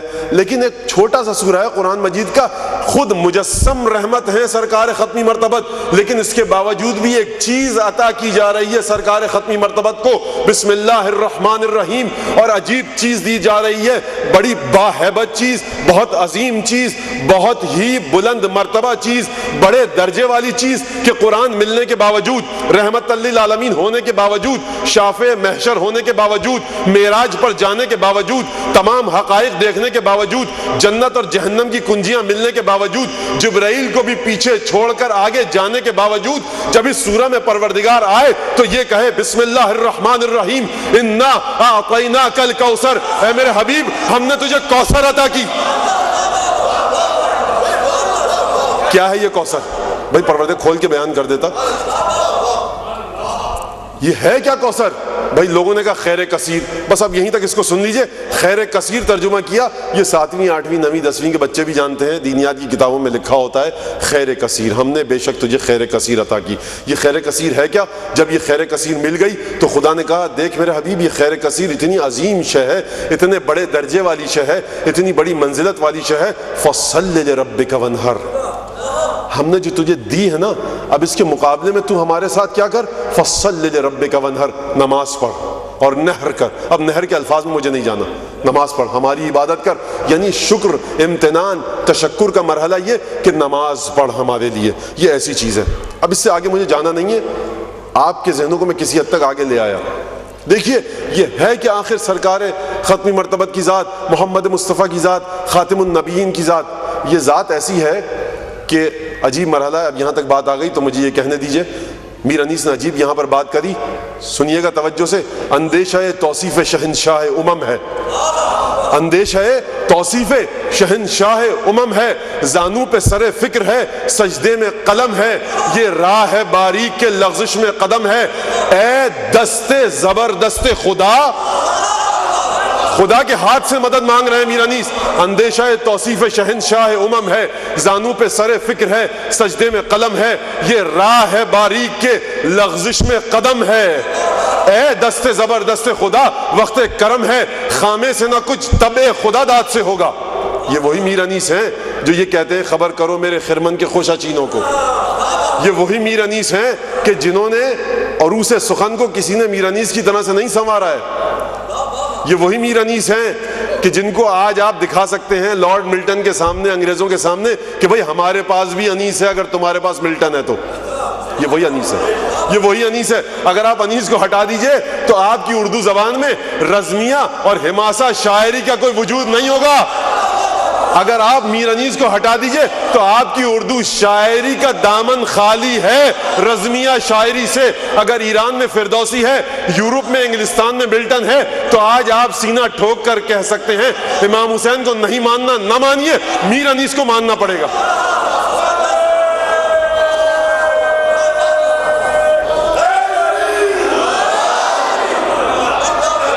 یعنی میر انیس نے وہ کام کیا کہ امام حسین کا ذکر کیا شروع سے آخر تک کہ تم میرے مولا کو نہ مانو لیکن میں ایسی غلامی کر کے جاؤں گا اپنے مولا کی، آقا کو نہیں مانو گے، مولا کو ماننا پڑے گا، بندے کو ماننا پڑے گا، نوکر کو ماننا پڑے گا۔ اندیشہ توصیف شہنشاہ امم ہے، زانو پہ سر فکر ہے، سجدے میں قلم ہے، یہ راہ ہے باریک کہ لغزش میں قدم ہے، اے دست زبردست خدا وقت کرم ہے، خامے سے نہ کچھ طبع خدا داد سے ہوگا، یہ مرحلہ طے آپ کی امداد سے ہوگا۔ اچھا جب فکر ایک مقام تک پہنچ جائے تو شاعروں کی فکر ایک سی ہو جاتی ہے۔ یہ میر انیس ہے اور یہ جوش سن لیجئے، 100-125 سال کا فاصلہ ہے، عجیب انداز سے کہہ گئے، لیو نجف کی سمت سے آنے لگی صدا، اے جوش نکتہ سنج میری انجمن میں آ اور جھوم جھوم کے نغمات نو سنا، ساقی میرا سلام ادب لے کے میں چلا۔ اب دیکھیے میر انیس اور جوش کا زمانہ بہت دور ہے، لیکن فکر کیونکہ متحد ہے وہی خوشبو سخن ہے. مولائے کائنات اور آواز دے مجھے، اے جبرائیل طاقت پرواز دے مجھے. وہاں میر انیس نے کہا خامے سے نہ کچھ تب خدا داد سے ہوگا، یہ مرحلہ ہے آپ کی امداد سے ہوگا. یہاں 125 سال بعد جو جوش آئے انہوں نے یہ کہا کہ مولائے کائنات اور آواز دے مجھے، اے جبرائیل طاقت پرواز دے مجھے. اور یہ جوش مدی آبادی. اب آئیے سرکار حضرت آیت اللہ العظمیٰ الحاج الشیخ محمد حسین اصفہانی جن کا سن 42 یا 46 میں انتقال ہو گیا. یہ شخصیت ایسی ہے نجف کی کہ اس کے بارے میں اگر میں کوئی تعریف کروں اس شخصیت کی تو یہ خود گستاخی ہے کہ مجھ جیسا ایک ادنا سا خادم سید الشہداء الحاج الشیخ محمد حسین اصفہانی کے بارے میں کوئی بات کرے، یہ میری حیثیت سے بہت دور ہے. علم میں، عمل میں، اگر عمل دیکھنا ہے آپ کو سرکار آیت اللہ العظمیٰ الحاج الشیخ محمد حسین اصفہانی کا، تو عمل کے بارے میں دیکھیے. سجدے میں موجود سرکار امیر المومنین علیہ السلام کے حرم میں سجدے میں دعائیں پڑھ رہے ہیں، دعائیں پڑھ رہے ہیں. ایک دفعہ فرماتے ہیں کہا کسی سے کہ میں نے سید الشہداء کو دیکھا، سید الشہداء آئے میرے پاس اور مجھے حکم دیا کہ یہ سجدہ حرم میں مت کرو، گھر پہ جا کر کیا کرو. یہ مرحلہ یہ ہے ان کا. یہ فلسفے پہ آپ آئیے، اصول پہ آئیے، فقہ پہ آئیے. اب یہاں پر کیونکہ ظاہر سی بات ہے کہ حوزہ علمیہ قم سے تعلق رکھنے والے، نجف سے تعلق رکھنے والا کوئی مجمع نہیں ہے، وہ ہو تو عزیزان گرامی ایسی عظیم شخصیت ہے، ایسی عظیم شخصیت ہے کہ اس 20ویں صدی میں شاید اس جیسی شخصیت علمی لحاظ سے اور عملی لحاظ سے کہ جس نے اپنے علمی کارنامے بھی پیش کیے، شاید ہو سکتا ہے بہت سے اور علماء ہوں لیکن ان کی تصنیف و تالیف نہ ہو تو مجھے ان کا علم نہیں، لیکن بزرگان دین، بزرگ علماء، جید علماء جس انداز سے گفتگو کرتے ہیں جناب سید شیخ محمد حسین اصفہانی کے بارے میں، وہ ایک بڑی عجیب ہستی، علمی لحاظ سے بھی، عملی لحاظ سے بھی. جن مراجع کو آپ جانتے ہیں، مشہور و معروف نام آپ کے سامنے ہیں، وہ ان کے شاگردوں کے شاگرد ہیں. یہ مرتبہ عجیب فرماتے ہیں بات. دختر فکر بکر من غنچہ لب چوا کند از نمکین کلام خود حق میں نمک ادا کند. اپنی شاعری کی تعریف کرتے ہیں، کہتے ہیں جب میری فکر کے غنچے کھلتے ہیں نا تو حق کے نمک ادا کرتی ہے وہ میری فکر، اور اس کے بعد اتنا ملیح اور اتنا نمکین اور اتنا بامزہ اور بالطف کلام ہوتا ہے. جب میں اپنے قلم کو کاغذ پر لکھ کر اشعار لکھتا ہوں تو بڑا ہی لطیف، بڑا ہی ملیح اور بڑا ہی نمکین اور بالذت کلام ہوتا ہے میرا. اگر میں اشعار کہنے لگوں تو پورے زمانے کے دہن کو، زبان کو شیریں کر دوں. میرا کلام اتنا زبردست ہے، میرے کلام کا کوئی مقابلہ نہیں. کہتے ہیں اپنے کلام کے بارے میں، اور اس کے بعد کہتے ہیں ناطقے مرا مگر روح قدس کند مدد. میری قوت ناطقہ کو جبرائیل آ کر مدد کرے. اب مرحلہ یہ ہے، جناب اصفہانی فرماتے ہیں کہ اب وہ مرحلہ آ پہنچا ہے کہ میں جو اتنے زبردست شعر لکھتا ہوں، ناطقے مرا مگر روح قدس کند مدد. اب روح قدس آئے، جبرائیل آئے، میری مدد کرے آ کر. مرحلہ کیا ہے؟ تاکہ ثنائے حضرت سیدہ نساء کنت. اب فاطمہ کی مدحت کا جب مرحلہ ہے تو اب میں کچھ نہیں کر سکتا، اب جبرائیل آ کر میری مدد کرے تو میں ثنا لکھوں گا.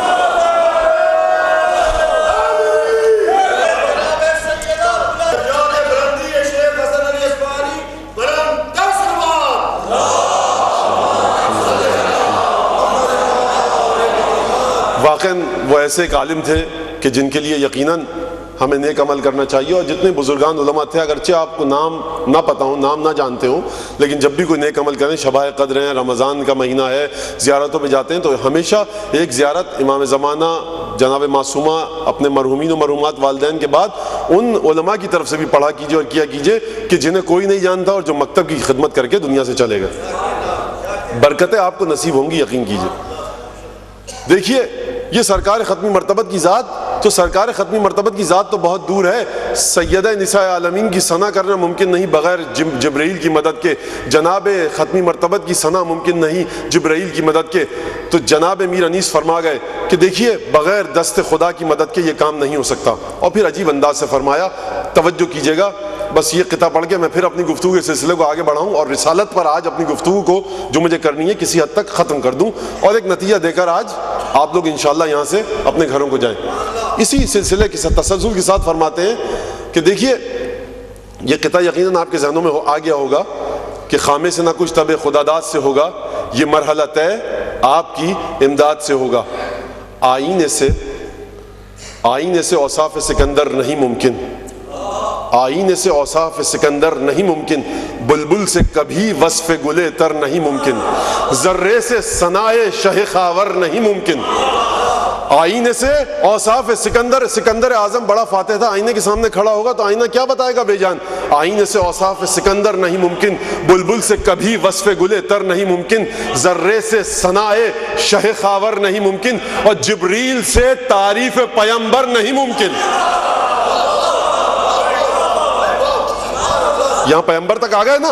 اب سنیے امیر المومنین کے بارے میں کیا کہا، فرمایا ممکن ہے کسے شعر الہی کی ثنا کا، ممکن ہے کسے شعر الہی کی ثنا کا، ہو سکتا ہے بندے سے ادا شکر خدا کا۔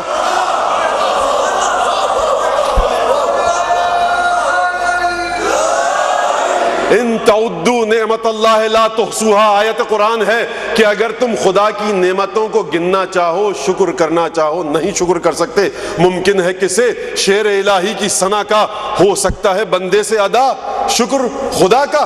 یہ ہے امامت، یہ ہے ولایت، یہ ہے رسالت۔ آئیے دوبارہ قرآن کی بارگاہ میں کس انداز سے دیکھیے ایک ایک مقام پر یہ جو دین ملا ہمیں، یہ جو توحید ملی، یہ جو شرک سے چھٹکارا ملا، یہ سب انہی ذوات مقدسہ کی بدولت ہے۔ ایک صلوات بھیجیے محمد آل محمد۔ تو عزیزان گرامی دیکھیے بات کہاں سے چلی تھی کہاں پہنچ گئی، لیکن بہرحال یہ باتیں ضروری ہیں سمجھانا، کیونکہ میں یہاں ممبر پہ ہوتا ہوں، آپ ایک دوسرے کو نہیں دیکھ پاتے، میں دیکھ رہا ہوتا ہوں کہ کس انسان کو کس انداز سے بات سمجھائی جا سکتی ہے، اس کے ذہن میں اس بات کو داخل کیا جا سکتا ہے۔ تو جتنا بھی 100 200 300 400 مجھے نہیں پتا کتنے لوگ یہاں بیٹھے ہیں، تو ان سب کے اذہان کو، ذہنوں کو، افکار کو، سوچوں کو ساتھ لے کے چلنا ہے۔ ہو سکتا ہے آپ کی سمجھ میں، آپ کی سوچ کے حساب سے، آپ کے حافظے اور یادداشت کے حساب سے ایک بات بہت ہی سیدھی سادی ہو، لیکن یہاں سے پہ مختلف عمر کے حصے سے تعلق رکھنے والے افراد بیٹھے ہیں، ان کے لیے گفتگو کو مختلف انداز سے پیش کرنا پڑتا ہے۔ اگر 200 300 لوگ ہیں تو اس کا مطلب یہ ہے کہ 200 300 ذہن یہاں بیٹھے ہیں۔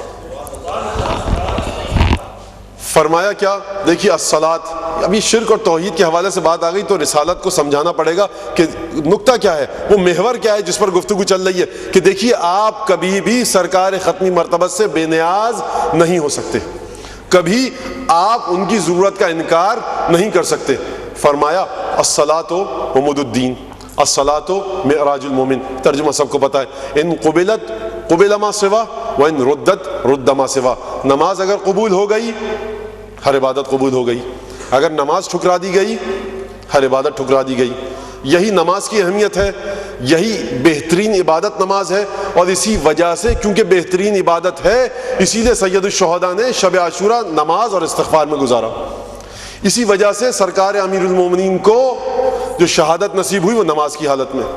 حتیٰ عجیب بات ہے کہ جارج جرداق ایک مسیحی عیسائی ہے اور لبنانی مؤلف مصنف ہے، عجیب بات کہہ گیا امیر المومنین کے بارے میں، کہتا ہے کہ میرے خیال سے سب سے پہلے وہ عرب شخص، سب سے پہلا وہ عربی کہ جس نے جاور الروح الکلی للعالم، اس کائنات کی روح کے ساتھ ارتباط اور تعلق پیدا کیا جزیرہ نمائے عرب میں، میری نظر میں وہ علی ابن ابی طالب ہے۔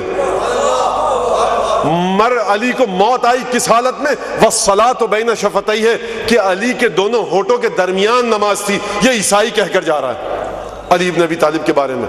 اور پھر ایک بڑی عجیب بات کہتا ہے مولا کائنات کے بارے میں کہ علی ابن ابی طالب کا جو مرتبہ تھا، جو مرحلہ تھا، قطعاً یہ مرحلہ اس قابل نہیں تھا کہ علی ابن ابی طالب مدینے اور مکے اور جزیرہ نمائے عرب کے جاہلوں کے درمیان پروان چڑھتا۔ علی اپنے زمانے سے بہت پہلے پیدا ہو گئے تھے، اور میری سمجھ میں یہ نہیں آتا کہ ہمیشہ علی ابن ابی طالب کی طرح کی شخصیات ہمیشہ اپنے زمانے سے پہلے کیوں پیدا ہو جاتی ہیں؟ اس زمانے میں پیدا ہوتی ہیں کہ جب انہیں سمجھنے والا کوئی نہ ہو۔ یہ جارج جرداق کا سوال ہے، جبران خلیل جبران نے یہ بات کہی۔ اب یہاں جواب سن لیجئے مجھ سے، اس بات کا جواب کہ سوال کیا نا کہ علی ابن ابی طالب اپنے زمانے سے بہت پہلے پیدا ہو گئے، اور مجھے سمجھ میں نہیں آتا یہ عیسائی مصنف کہہ رہا ہے مجھے سمجھ میں نہیں آتا کہ علی جیسے لوگ ہمیشہ اپنے زمانے سے پہلے کیوں پیدا ہوتے ہیں. تو جواب اس کا یہ ہے کہ علی جیسوں کو ہمیشہ اپنے زمانے سے پہلے پیدا ہونا ہوگا تاکہ زمانے کے دھارے کو، تاکہ تاریخ کے سلسلے کو آگے کی طرف دھکیل سکے. اگر علی جیسے نہ ہو تو یہ تاریخ، یہ زمانہ، یہ ارتقاء اپنی منزلیں طے نہیں کرے گا. الصلاۃ عمود الدین، الصلاۃ معراج المومن. اچھا صاحب، نماز معراج المومن ہے، نماز دین کا ستون ہے. یہ نماز کس نے سکھائی؟ یہ نماز کس نے پڑھائی؟ بھائی سرکار ختم مرتبت نے بتلائی، خاتم الانبیاء نے بتلائی. اچھا، نماز کی شرائط میں سے کیا ہے کہ آپ کا لباس غصبی نہ ہو، گھر غصبی نہ ہو، کسی کا حق نہ ہو اس گھر کے اوپر، لباس پر کسی کا حق نہ ہو، پانی آپ کا غصبی نہ ہو، جس جگہ کھڑے ہو کر آپ وضو کر رہے ہیں وہ غصبی نہ ہو. جہاں بعض نے تو کہا کہ اگر آپ نے اپنی زمین پر وضو کر رہے ہیں لیکن آپ نے ہاتھ اپنا کسی اور کی غصبی جگہ پر لے گئے تو آپ کا وضو باطل. اتنی عظیم نماز، اتنی حیثیت نماز کی.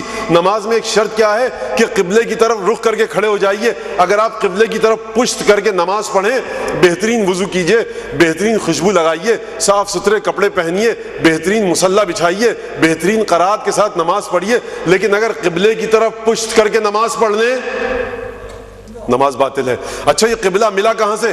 آئیے سورہ بقرہ دوسرے پارے کی پہلی آیت، سَيَقُولُ مِنَ السُّفَهَاءِ مَا وَلَّاهُمْ عَنْ قِبْلَتِهِمُ الَّتِي كَانُوا عَلَيْهَا. اے میرے حبیب، تیری قوم کے کچھ احمق لوگ بہت جلد یہ کہیں گے کہ کیا سبب تھا کہ بیت المقدس کی طرف رخ کر کے نماز پڑھتے تھے، اب یہ خانہ کعبہ کی طرف رخ کر کے نماز پڑھتے ہیں. سَيَقُولُ مِنَ السُّفَهَاءِ، احمقوں میں سے کچھ احمق یہ کہیں گے، احمقوں میں سے کچھ احمق یہ کہیں گے، سَيَقُولُ مِنَ السُّفَهَاءِ مَا وَلَّاهُمْ عَنْ قِبْلَتِهُمُ الَّتِي كَانُوا عَلَيْهَا. جس قبلے کی طرف رخ کر کے یہ نماز پڑھتے تھے، کیا سبب ہے کہ اب اس قبلے سے ہٹ گئے اور خانہ کعبہ کی طرف رخ کر کے نماز پڑھنے لگے؟ تو پروردگار کی نگاہ میں جو محمد مصطفیٰ کے قبلے پر اعتراض کرے، جو خانہ کعبہ کے رخ پھیرنے پر اعتراض کرے، پروردگار کی نگاہ میں وہ احمق ہے. قرآن کی آیت ہے توجہ یا نہیں ہے نا توجہ؟ کہ دیکھیے وہ احمق ہے جو خانہ کعبہ سے کی جانب منہ پھیرنے پر اعتراض کرے. اچھا، یہ خانہ کعبہ بنا تو کیسے؟ خانہ کعبہ قبلہ بنا تو کیسے؟ کعبہ بنا تو کیسے؟ اس کی جانب رخ کر کے نماز پڑھو، یہ کس نے کہا؟ آپ کہیں گے خدا نے کہا. بھائی آپ کہیں گے خدا نے کہا، قرآن کچھ اور کہہ رہا ہے. آپ لاکھ کہتے رہیے خدا نے کہا، قرآن کی نظر میں یہ بات صحیح نہیں. عجیب انداز سے پروردگار نے آیت کے سلسلے کو آگے بڑھایا. قد نرى تقلب وجهك في السماء فلنولينك قبلة ترضاها. اے میرے حبیب، ہم نے دیکھا تو بار بار اپنے چہرے کو آسمان کی جانب اٹھا کر دیکھ رہا.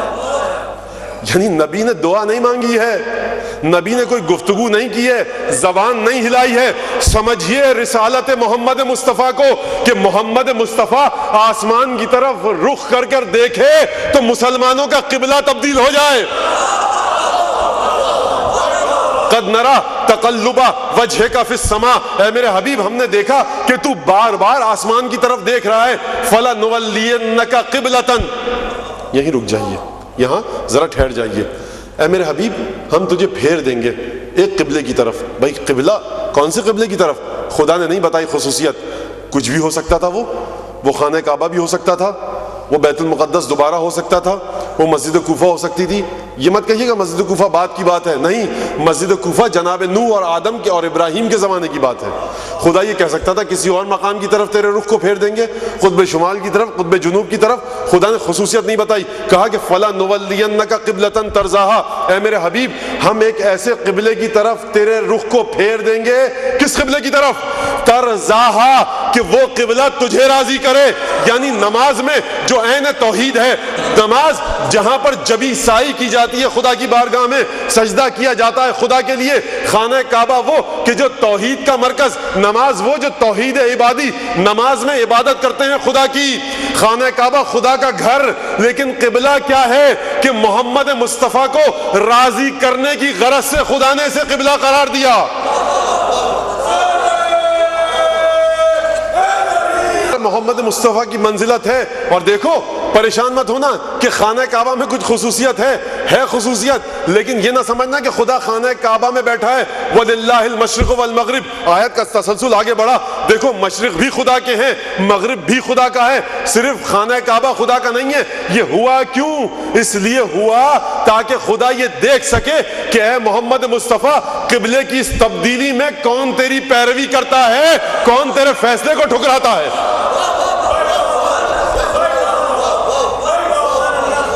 یہ قبلہ ہے، یہ قبلہ آپ کو سرکار ختمی مرتبت کی بدولت ملا، اور اس قبلے کی خصوصیت یہ ہے فَلَنُوَلِّيَنَّكَ قِبْلَةً، بھائی خدا کہہ سکتا تھا خانہ کعبہ کی جانب منہ پھیر لو، مسجد الحرام کی جانب منہ پھیر لو، کہا خدا نے بعد میں، لیکن پہلی خصوصیت جو یہ ہے کہ اے محمد مصطفیٰ فَلَنُوَلِّيَنَّكَ قِبْلَةً تَرْضَاهَا، یہ قبلہ ایسا قبلہ ہے کہ جس کو ہم نے قبلہ اس لیے قرار دیا ہے، نماز میں اس کی طرف اس لیے رخ کرو تم تاکہ اے محمد تو راضی ہو جائے، یعنی نماز کی سب سے اہم شرط کہ اپنے رخ کو قبلے کی جانب کر لو، ذبح کرتے وقت جانور کو سب سے اہم شرط یہ کہ قبلے کی جانب اسے لٹاؤ، اگر قبلے کی جانب نہ لٹایا تمہارا یہ جانور جو تم نے ذبح کیا ہے یہ مردار ہے، یہ میتا ہے، کھا نہیں سکتے، یہ نجس ہو جائے گا۔ تو دیکھو یہ قبلہ جسے تم قبلہ قبلہ کہتے ہو، یہ مسجد الحرام جس کے تم چکر کاٹتے ہو، جس کی اتنی فضیلت ہے، اس کی سب سے پہلی فضیلت خدا کی بارگاہ میں یہ ہے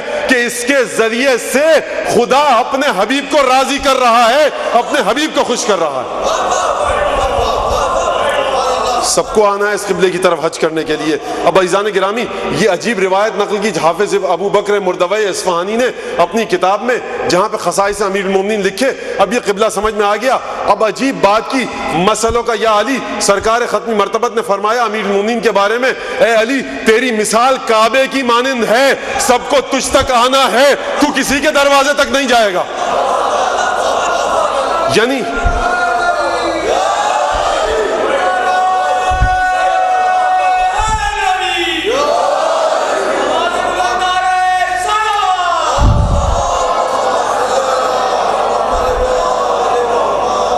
یعنی جس طرح سے یہ قبلہ مادی قبلہ ہے، جس طرح سے یہ قبلہ خانہ کعبہ اینٹ مٹی اور پتھر کا بنا ہوا ہے، کیونکہ اس کے وسیلے سے جناب ختمی مرتبت کو خدا نے خوش کیا۔ جناب ختمی مرتبت یہ اعلان کرنا چاہ رہے ہیں کہ دیکھو تم جو حج کرتے ہو اپنا آ کر خانہ کعبہ کے گرد چکر کاٹتے ہو، تم جو نمازیں پڑھتے ہو اپنی خانہ کعبہ کی جانب رخ کر کے، تو خبردار خانہ کعبہ کو کبھی شرک کا معنی نہ دے دینا، کبھی خانہ کعبہ کو یہ نہ سمجھنا کہ اس کی جانب سجدہ کرنا شرک ہے۔ یہ مادی قبلہ ہے، مٹی اور پتھر کا بنا ہوا، اس سے کہیں آگے کا قبلہ علی کی ذات ہے جو روحانی قبلہ ہے۔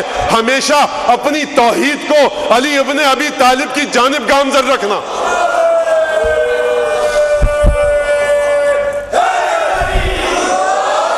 سورہ اسراء قرآن مجید کا 17واں سورہ، پہلی آیت، بسم اللہ الرحمن الرحیم، سبحان الذی اسرا بعبدہ لیلا من المسجد الحرام الی المسجد الاقصی الذی بارکنا حولہ لنریہ من آیاتنا، پاک ہے وہ ذات کہ جو اپنے بندے کو لے کر گئی۔ بھائی بڑی توجہ کیجئے گا، سرکار ختمی مرتبت کے مختلف القاب ہیں، یاسین بھی ہے، طٰہٰ بھی ہے، امین بھی ہے، صادق بھی ہے، یہ سب لقب آپ نے سنے ہوں گے نا، یہ سب آپ کے ذہنوں میں ہے۔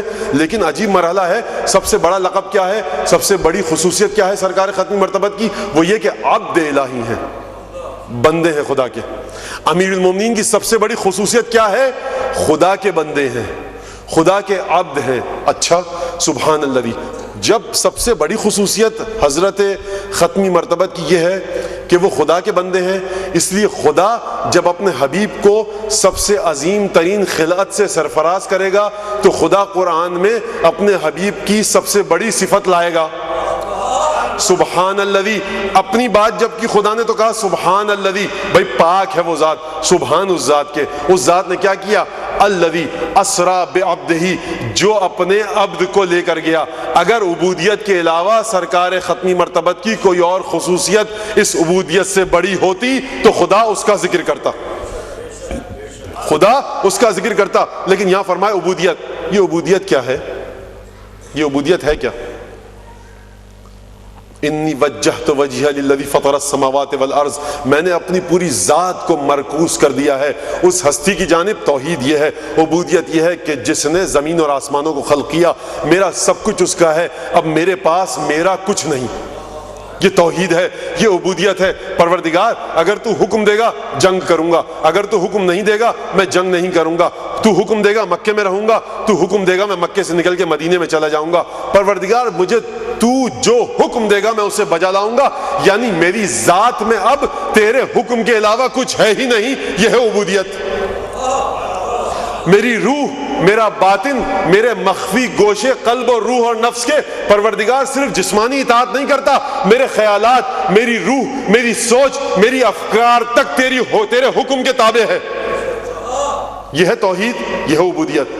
سبحان الذی اسرا بعبدہ لیلا من المسجد الحرام الی المسجد الاقصی الذی بارکنا حولہ لنریہ من آیاتنا. پاک ہے وہ ذات کہ جو لے کر گئی اپنے بندے محمد مصطفیٰ کو ایک رات میں کہاں سے, مسجد حرام سے مسجد اقصی تک, اور معراج نصیب ہوئی اسے کس لیے, لنریہ من آیاتنا, تاکہ ہم اسے اپنی آیتیں دکھا سکیں. پروردگار تو نے اتنی عظیم آیتیں نازل کی زمین پر, اب یہ کون سی خاص آیتیں ہیں جسے دکھانے کے لیے تو وہاں لے جا رہا ہے؟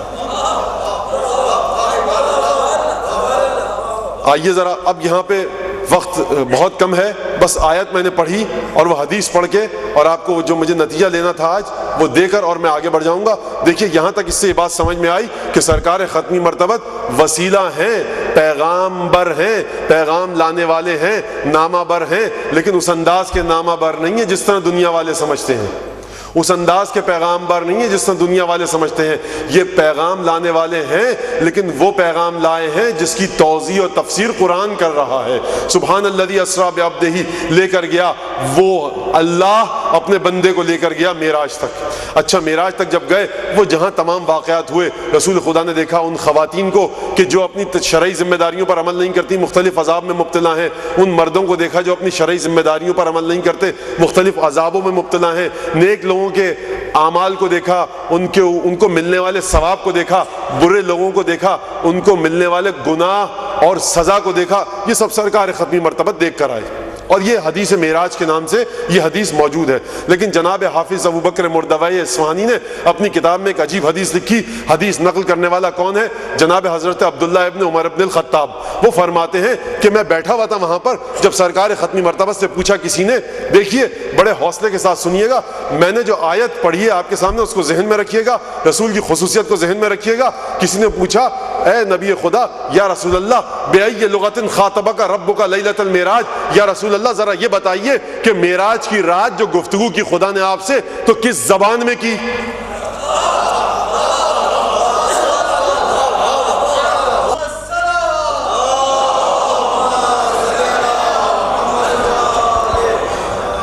آپ سے جو گفتگو کی پروردگار نے وہ کس زبان میں کی؟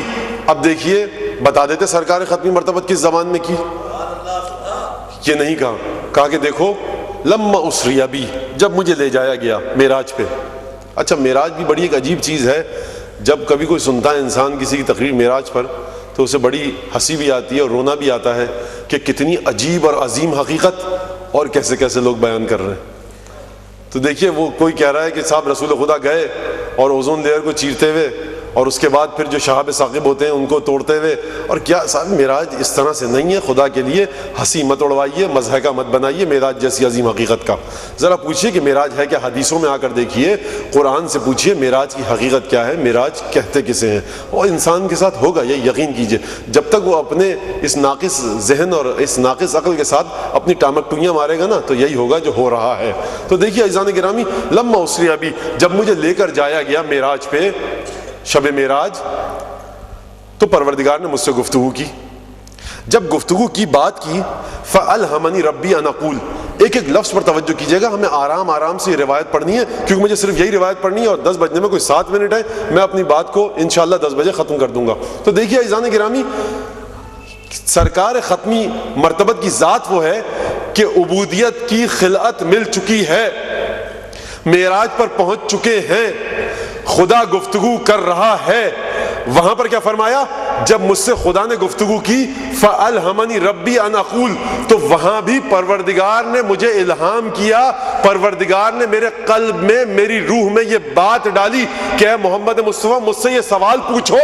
یعنی ذات ختمی مرتبت یہ ہے کہ شب معراج, مقام معراج پر بارگاہ الہی میں بھی اگر ہو, عبودیت کی خلعت سے سرفراز بھی ہو چکا ہو, اگر کوئی سوال دل میں آئے تو تب بھی خدا کی اجازت سے پوچھے گا.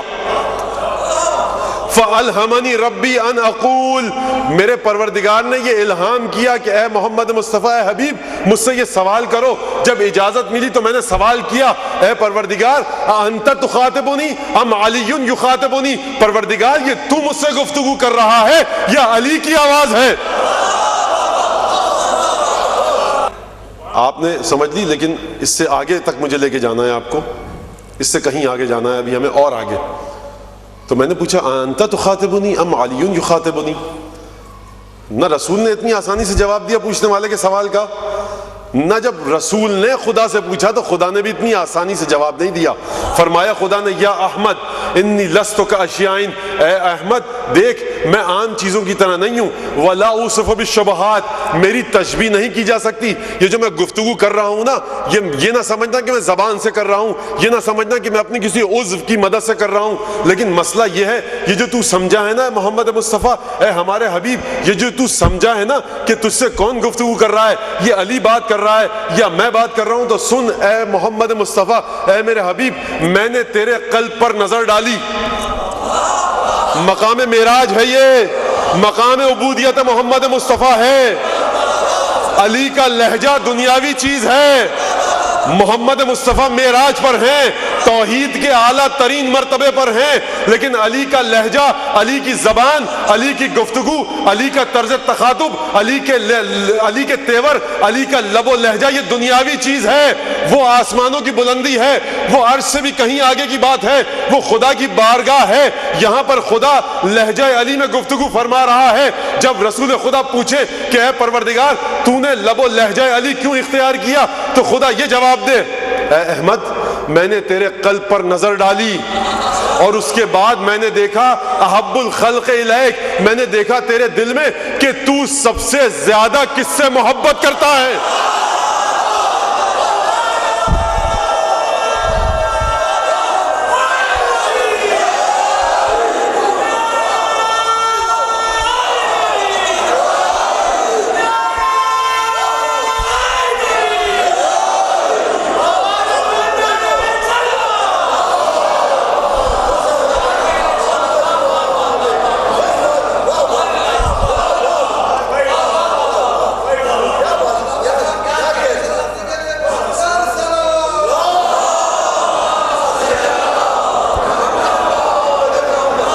میں نے تیرے قلب پر نظر ڈالی تو میں نے دیکھا کہ تیرے دل میں سب سے زیادہ کس کی محبت ہے, تو میں نے دیکھا کہ تیرے دل میں سب سے زیادہ علی کی محبت ہے. یہاں تک آپ نے بات سن لی اور آپ سمجھ گئے, لیکن بات یہاں ختم نہیں ہوئی.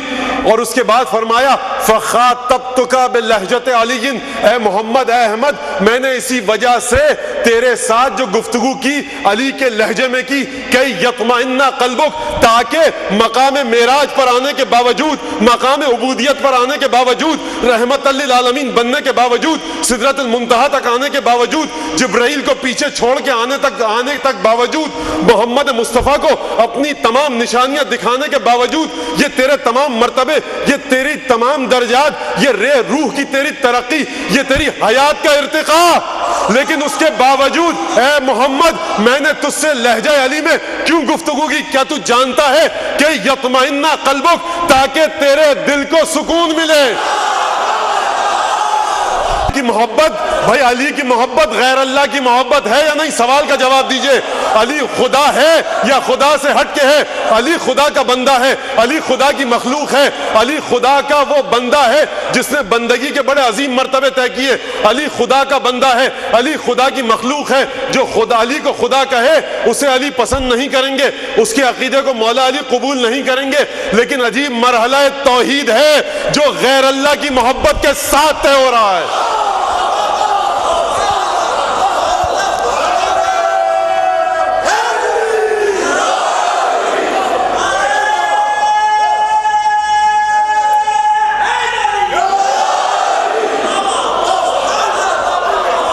تو کیا سرکار ختمی مرتبت کسی شرک میں مبتلا ہو گئے؟ سرکار ختمی مرتبت توحید سے ہٹ گئے، عبودیت سے ہٹ گئے، بندگی سے ہٹ گئے؟ نہیں ہٹے۔ بھائی کیوں نہیں ہٹے؟ اس لیے شاید جواب دے سرکار ختمی مرتبت کہ آؤ دوبارہ خندق کے میدان میں، جو کل میں نے بات کہی تھی، لبرز الایمان کلو الی الشرک کلہ، یہ جو علی کی محبت ہے نا، یہ علی کی محبت نہیں ہے، یہ عین توحید سے مجھے محبت ہے، یہ ایمان سے محبت ہے، یہ پروردگار سے محبت ہے۔ اب علی کی ذات میں سوائے خدا کے کچھ ہے ہی نہیں۔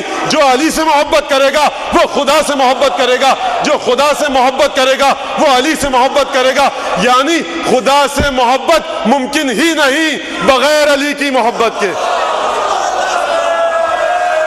دیکھیے یہ بڑا ایک مسئلہ ہے کہ صاحب غیر اللہ کی محبت، غیر اللہ کی محبت، غیر اللہ کی محبت، تو یہ شاید کوئی کاش جا کر خدا کو بھی سکھا دیتا کہ بھائی غیر اللہ کی محبت کی جب بات کی، پروردگار پوری زمین پر، پوری کائنات پر تیرا ایک ہی گھر تھا، وہاں پر بھی تو نے ایک بچے کو پیدا کروا کر یہ کام کر دیا کہ اس بچے کو وہاں پیدا کروا دیا۔ تو عزیزان گرامی، جب ذات مجسم توحید ہو جائے، جب ذات مجسم عشق خدا میں ڈوب جائے، جب ذات مجسم خدا کے جلووں کو دیکھنے لگے، جب ذات کا مرتبہ یہ ہو کہ جب کسی نے پوچھا کہ علی ابن ابی طالب نے اپنا حق ضائع ہونے پر کیوں گفتگو نہیں کی، یہ سب کام کیوں نہیں کیے، تو مولا کائنات نے عجیب گفتگو کی۔ دیکھو، ان اسکت یقول فزع من الموت، اگر میں چپ ہوتا ہوں تو تم لوگ یہ کہتے ہو کہ علی موت سے ڈر گئے، وَإِنْ أَقُلْ، اگر گفتگو کرتا ہوں اپنے حق کو چھیننے کے لیے، اپنے حق کو پانے کے لیے، یقول حرس علی الملک، تو تم یہ کہتے ہو کہ علی بات کر رہے ہیں تخت کو چھیننے کے لیے، علی کو بادشاہ سے محبت ہے، وہاں موت کا تانا دیتے ہو، یہاں بادشاہت کی لالچ کا الزام لگاتے ہو۔ جان لو لبن ابی طالب آنس بالموت من الطفل بثدی امہ، علی موت سے اس سے بھی زیادہ محبت کرتا ہے جتنا کوئی شیرخوار بچہ اپنی ماں کے دودھ سے۔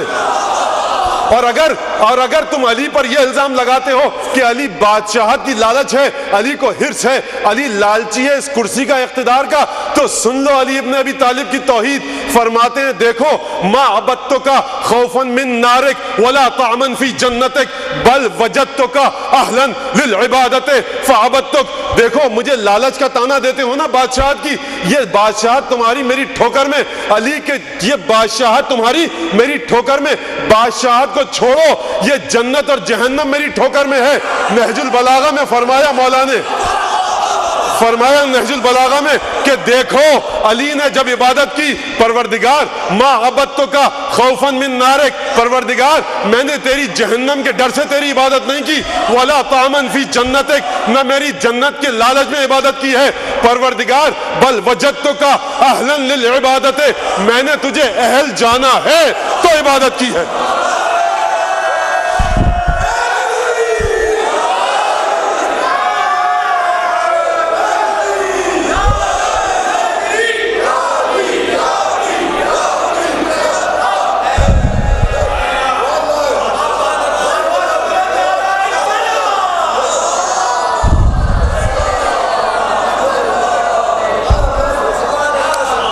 دنیاوی بادشاہت کی کیا بات کرتے ہیں آپ؟ دنیاوی بادشاہت کی کیا بات کرتے ہیں؟ حضور 10:02 ہو چکے ہیں، مجھے ایک چھوٹی سی جملہ بتائیں دیجیے، مصائب کی طرف آتا ہوں میں بہت شرمندہ ہوں، یقین کیجیے گفتگو کسی طرح سمٹتی نہیں ہے، ہر ممکن کوشش کرتا ہوں میں کہ گفتگو سمٹ جائے، اور نہیں، بہرحال بعض احباب نے فون کر کے کہا کہ آپ 5 منٹ میں پہلے ختم کر دیجئے، بہتر ہے کہ 10:10 پہ ختم کریں۔ تو دیکھیے عزیزان گرامی، بڑی مہربانی، مولا آپ سب کو سلامت رکھے۔ تو دیکھیے نگاہ علی بن ابی طالب کیا ہے، فرمایا تم عقیل کے بچوں کی بات کی، کہ عقیل کے بچوں کو میں دیکھ رہا تھا، قدم لقا شعث غبر، کہ عقیل کے بچوں کے چہروں سے رنگ اڑ چکے تھے، بالوں میں مٹی تھی۔ عقیل نے آ کر مجھ سے کہا کہ تھوڑا سا گندم دے دو، مجھے چاہیے، تو میں نے عقیل کو بھی نہیں دیا گندم بیت المال کا، یہ علی بن ابی طالب ہے۔ اور کہنے لگے کہ اس سے زیادہ فعاجب من ذالک طارق طرقنا، اور یہ تو میرا بھائی تھا، یہ گندم مانگنے آیا تھا، بھوک سے مر رہے تھے، بلبلا رہے تھے اس کے بچے۔ عزیزان گرامی، یہ ہے علی ابن ابی طالب۔ ہم جو علی ابن ابی طالب کے گن گاتے ہیں نا، پتہ نہیں کہ اگر اس وقت کوفے میں ہوتے تو ہم علی کے دوستوں کی فہرست میں ہوتے یا دشمنوں کی۔ بڑا سخت ہے، علی کی شجاعت کے، سخاوت کے، عدالت کے قصے پڑھ کر گنگانا اور ہے، اس عدالت کا سامنا کرنا اور ہے۔ تو دعا یہ کیجئے کہ امیر المومنین کی عدالت کو ہم سمجھ سکیں اور اس عدالت کو اپنی زندگیوں میں اتار سکیں۔ یہ دعا کیجئے، ورنہ قصے سن کر صاحب واہ واہ کر دینا، نعرہ حیدری لگا لینا بہت آسان ہے، بہت آسان ہے. کیونکہ میں نے دیکھا کہ بہت ماشاءاللہ سے آپ لوگ یہاں پر نعرے اور صلوات کی آوازیں بلند ہو رہی ہیں، تو یہ اس بات کی یاد دہانی ضروری تھی. معمولی شخصیت نہیں ہے علی ابن ابی طالب، بڑے بڑے رنجیدہ ہو کر چلے گئے اور بڑے بڑے حقیر اور مفلس آدمی علی کے گرویدہ ہو گئے. وعجب من ذلك طارق ترکنا، اور یہ تو میرا بھائی عقیل تھا بیچارہ، گندم مانگنے آیا تھا مٹھی بھر، کچھ ذرا سا وظیفے کی زیادتی چاہتا تھا، میں نے اسے نہیں دیا. لیکن میرے اس رویے کو جانتے ہو، اس سے زیادہ بڑھ کر تعجب مجھے اس پہ ہے کہ آنے والا آیا وجاء بملفوف، اور لے کر آیا کیا؟ ایک حلوہ لے کر آیا، فی وعائہا، ایک برتن میں لپیٹ کر ایک حلوے کو لے کر آیا کہ شنعتھا، جب میں نے اس حلوے کو دیکھا، نہج البلاغہ کے جملے ہیں، تو مجھے بڑی گھن آئی. کیا مطلب؟ مولا کھانے کی چیزوں کی توہین کر رہے ہیں؟ نہیں، حلوہ میرے اور آپ کے لیے وہ حلوہ ہے.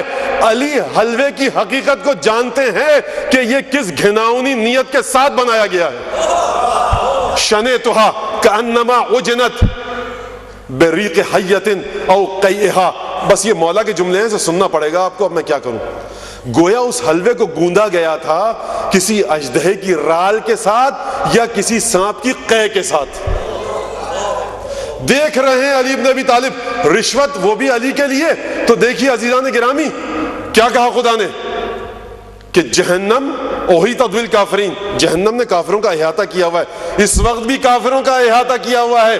الذین یاکلون اموال الیتیم ظلما انما یاکلون فی بطونہم نارا، جو یتیموں کا مال نوچ نوچ کر کھائیں، خدا فرما رہا ہے وہ اپنے پیٹوں میں آگ بھر رہے ہیں.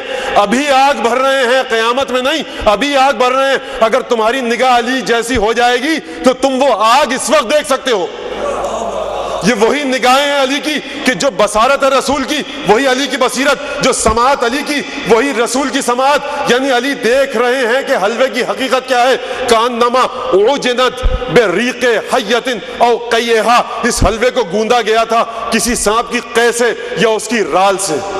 اللہ اکبر، اللہ اکبر. یہ دیکھیے آپ گفتگو مولا کی. میں نے پوچھا کیا ہے؟ اصلۃ ام ہدیۃ ام صدقۃ، یہ کیا ہے؟ صدقہ ہے تو حرام ہے ہم پر، ہم نہیں لے سکتے اہل بیت. کہا کہ مولا نہیں، یہ عطیہ ہدیہ ہے. بہرحال آپ گورنر ہیں، بادشاہ ہیں، خلیفہ ہیں، تو کوئی اور طریقہ تو نہیں ہو سکتا اسی وسیلے سے تعلق بڑھایا جائے. یہ میرے الفاظ ہیں. تو مولا نے کہا عجیب جملہ، حبلت کل حبول، رونے والیاں تیرے غم میں بیٹھ کر روئیں ہیں. تجھے موت آئے. عن دین اللہ تاتینی لتخادعنی، تو ہدیہ کہہ کر آ رہا ہے مجھے دینے کے لیے کہ ہدیہ کا اسلام میں بڑا ثواب ہے، اسلام کے ذریعے سے مجھے دھوکہ دینا چاہتا ہے. وہ بھی علی ابن ابی طالب کو.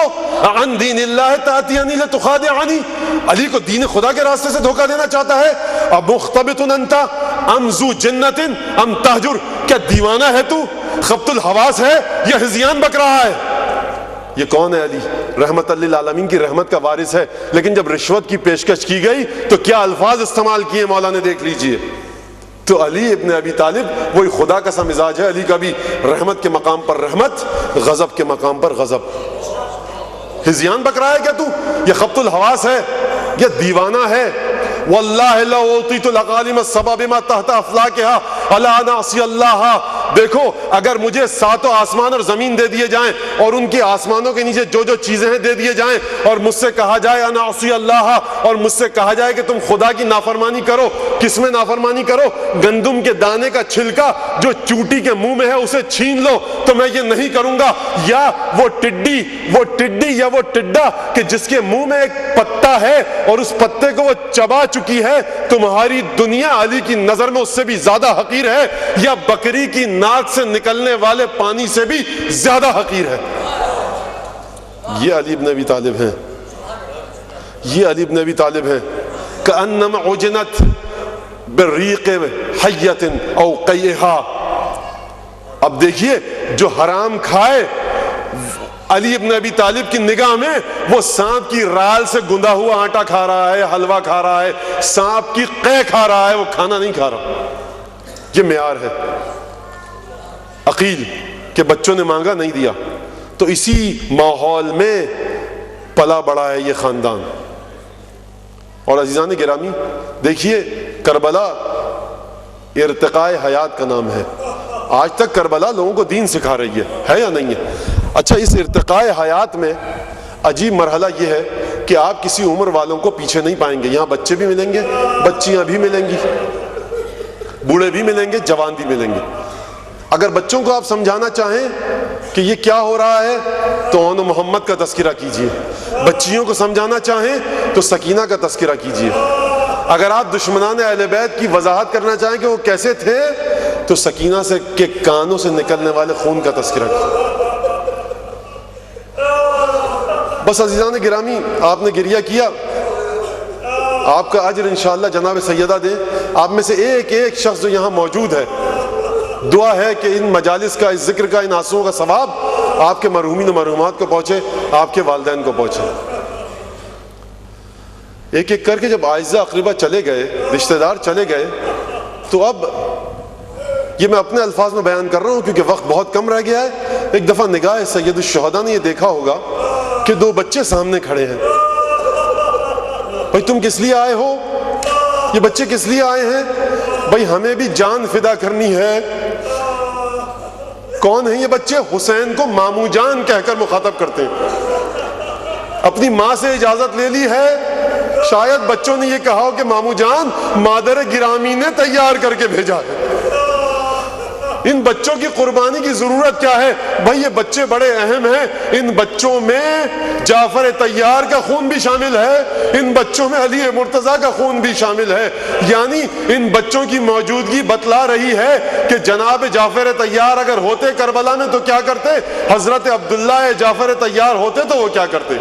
اچھا، جانا چاہتے ہو کس انداز سے سوار کیا میں نہیں جانتا، لیکن میرا دل یہ کہتا ہے اتنا ننھا سن تھا کہ گھوڑوں پر خود سے سوار نہیں ہو سکتے تھے. یقیناً عباس کو حکم دیا ہوگا کہ لگامیں پکڑو، راسے پکڑو، اور اس کے بعد بٹھایا گیا بچوں کو. بچے گئے. میں یہ نہیں جانتا کہ جناب زینب کے دل کی حالت کیا ہوئی ہوگی جب یہ بچے میدان کی جانب جا رہے ہوں گے. گھوڑوں کی ٹاپوں کی آواز آہستہ آہستہ مدھم ہونا شروع ہوئی. جب آواز مدھم ہونا شروع ہوئی تو زینب سمجھ گئی کہ میرے بچے اب رن میں ہیں. ادھر گھوڑوں کے ہنہنانے کی آوازیں آئیں، تلواروں کی جھنکار آئی. اب جناب زینب سمجھ گئی کہ بچے جنگ میں مصروف ہیں. بچے کبھی میمنے پر حملہ کرتے ہیں، کبھی میسرے پر حملہ کرتے ہیں. کمسنی کا عالم ہے، کئی پہر کی بھوک اور پیاس ہے. یہ بچے جعفر طیار کے، یہ علی مرتضیٰ کے نواسے، یہ جعفر طیار کے پوتے آخر کب تک جنگ کرتے. ایک دفعہ گھوڑے سے زمین پر آئے اور آواز دی، مامو جان السلام علیکہ یا ابا عبداللہ، اے مولا حسین ہماری خبر لیجئے. عزیزان گرامی، میں بیان نہیں کر سکتا کہ جب یہ آواز خیموں میں گئی ہوگی تو زینب کبریٰ کے دل پر کیا گزری ہوگی.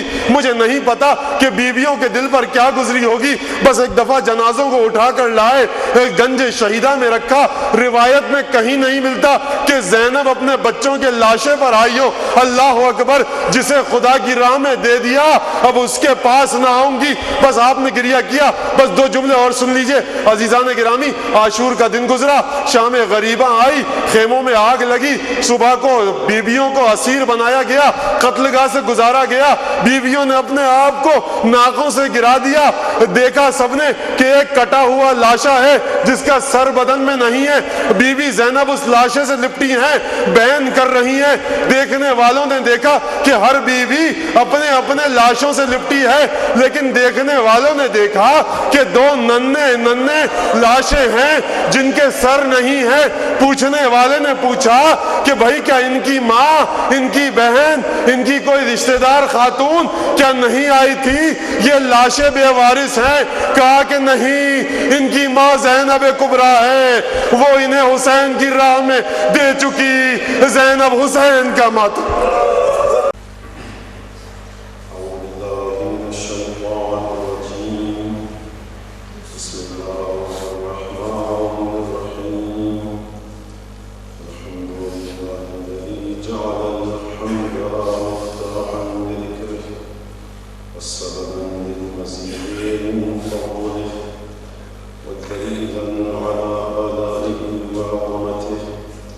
والصلاة والسلام على عبده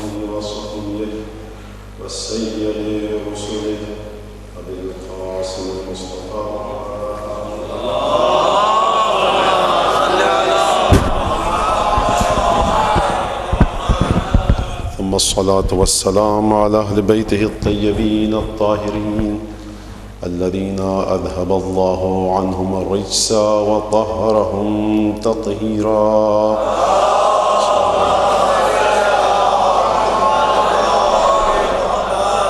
واللعنة الدائمة على أعدائهم أجمعين من الآن إلى قيام يوم الدين. أما بعد، فقد قال الله تبارك وتعالى في قرآنه المجيد وفرقانه الحميد وقوله الحق وهو أصدق الصادقين: أعوذ بالله من الشيطان الرجيم.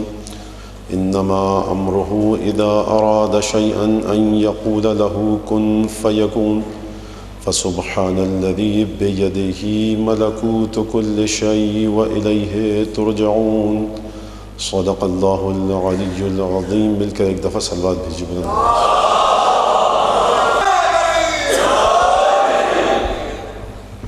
عزیزان گرامی، توحید اور ارتقاء حیات کے حوالے سے ہماری گفتگو کا سلسلہ چل رہا ہے. دعا یہی ہے کہ صرف اس موضوع پر ہم گفتگو نہ کریں بلکہ اپنی حیات کو بھی اس راستے پر ڈالیں، گامزن کریں اپنی ذات کو کہ جس ذات کے ذریعے سے ہمیں بھی ارتقاء حیات ملے. کیونکہ یہ بات آپ کے پیش نظر ہے کہ انسان کو اگر بظاہر وہ انسان دکھتا ہے تو اسے ہرگز اپنے آپ کو انسان نہیں سمجھنا چاہیے، کیونکہ قرآن کا فیصلہ یہ ہے کہ بہت سے انسان ایسے ہیں. اب ان انسانوں کی تعداد کتنی ہے، کس حد تک ہے، کتنے فیصد انسان ایسے ہیں، لیکن قرآن کا فیصلہ یہ ہے کہ بہت سے انسان بظاہر دکھتے تو انسان ہیں لیکن وہ حیوانوں سے پست ہوتے ہیں. تو یقیناً ہمیں دعا کرنی چاہیے معرفت کے اضافے کے لیے، دعا کرنی چاہیے ان ہستیوں کے وسیلے سے جن ہستیوں سے یہ ایام اور یہ لیالی منسوب ہیں کہ ہمیں بھی ارتقاء حیات ملے اور ہم حیوانیت کو چھوڑ کر، شہوت کو چھوڑ کر اس مرحلے پر پہنچ جائیں کہ ہماری رہنما ہماری عقل بنے. شہوت رہنما نہ بنے بلکہ عقل بنے. کیوں؟ کیونکہ عقل مجسم، عقل اول، عقل کل ذات ہے کس کی؟ سرکار ختمی مرتبت کی، پنجتن کی، جو یہ کہتا ہے کہ میں نے اپنا رہبر، رہنما اور ہادی عقل کو بنایا ہے، میں عقل کے ساتھ چلتا ہوں، میں شہوت کے مطابق عمل نہیں کرتا. تو اسے اس بات پر خوش ہونا چاہیے کیونکہ بالفاظ دیگر وہ یہ اعلان کر رہا ہے کہ میرا رہنما، میرا قائد کون ہے؟ وہ ہستی ہے میری رہنما کہ جو ختمی مرتبت ہے، جو پنجتن ہے. بہرحال، اور کل جو ہم نے آپ کے سامنے نکات پیش کی اور پرسوں، اس سے یہ بات کسی حد تک واضح ہو گئی کہ ارتقاء کے لیے کن ہستیوں کا دامن تھامنا چاہیے اور کون ہستیاں ارتقاء کے راستے پر نہیں ہیں، خود ان کی ذات، ان کی شخصیت ارتقاء کا پیمانہ ہے. کہ جب کسی ہستی کو سندیت مل جائے کہ یہ ہستی، یہ شخص کل ایمان ہے، یہ مومن نہیں ہے بلکہ کل ایمان ہے، تو اس کا مطلب یہ ہے کہ یہ ہستی ارتقاء کا پیمانہ ہے.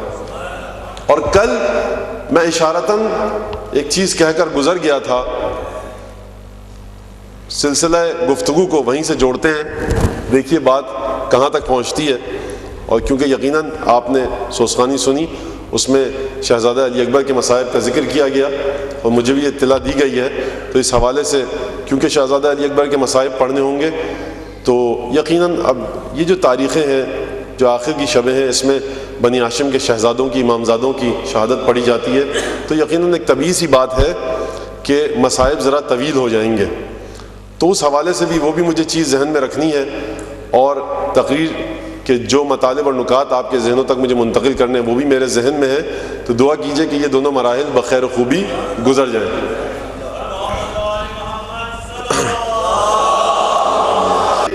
یہ بات یہاں پر طے ہو چکی قرآن کی روح سے کہ خداوند تبارک و تعالیٰ نے قرآن میں فرمایا جناب ختمی مرتبت کے لیے وما ارسلناک الا رحمت للعالمین، کہ ہم نے تجھے اے حبیب کچھ بنا کر نہیں بھیجا. آیت کے الفاظ عجیب ہیں. خدا یہ کہہ سکتا تھا کہ ہم نے تجھے رحمت بنا کر بھیجا، ارسلنا کا رحمتاً للعالمین. آیت کے جو الفاظ ہیں وہ یہ ہیں وما ارسلنا کا، ہم نے نہیں نازل کیا تجھے، ہم نے ارسال نہیں کیا تجھے، مگر یہ کہ صرف اور صرف رحمت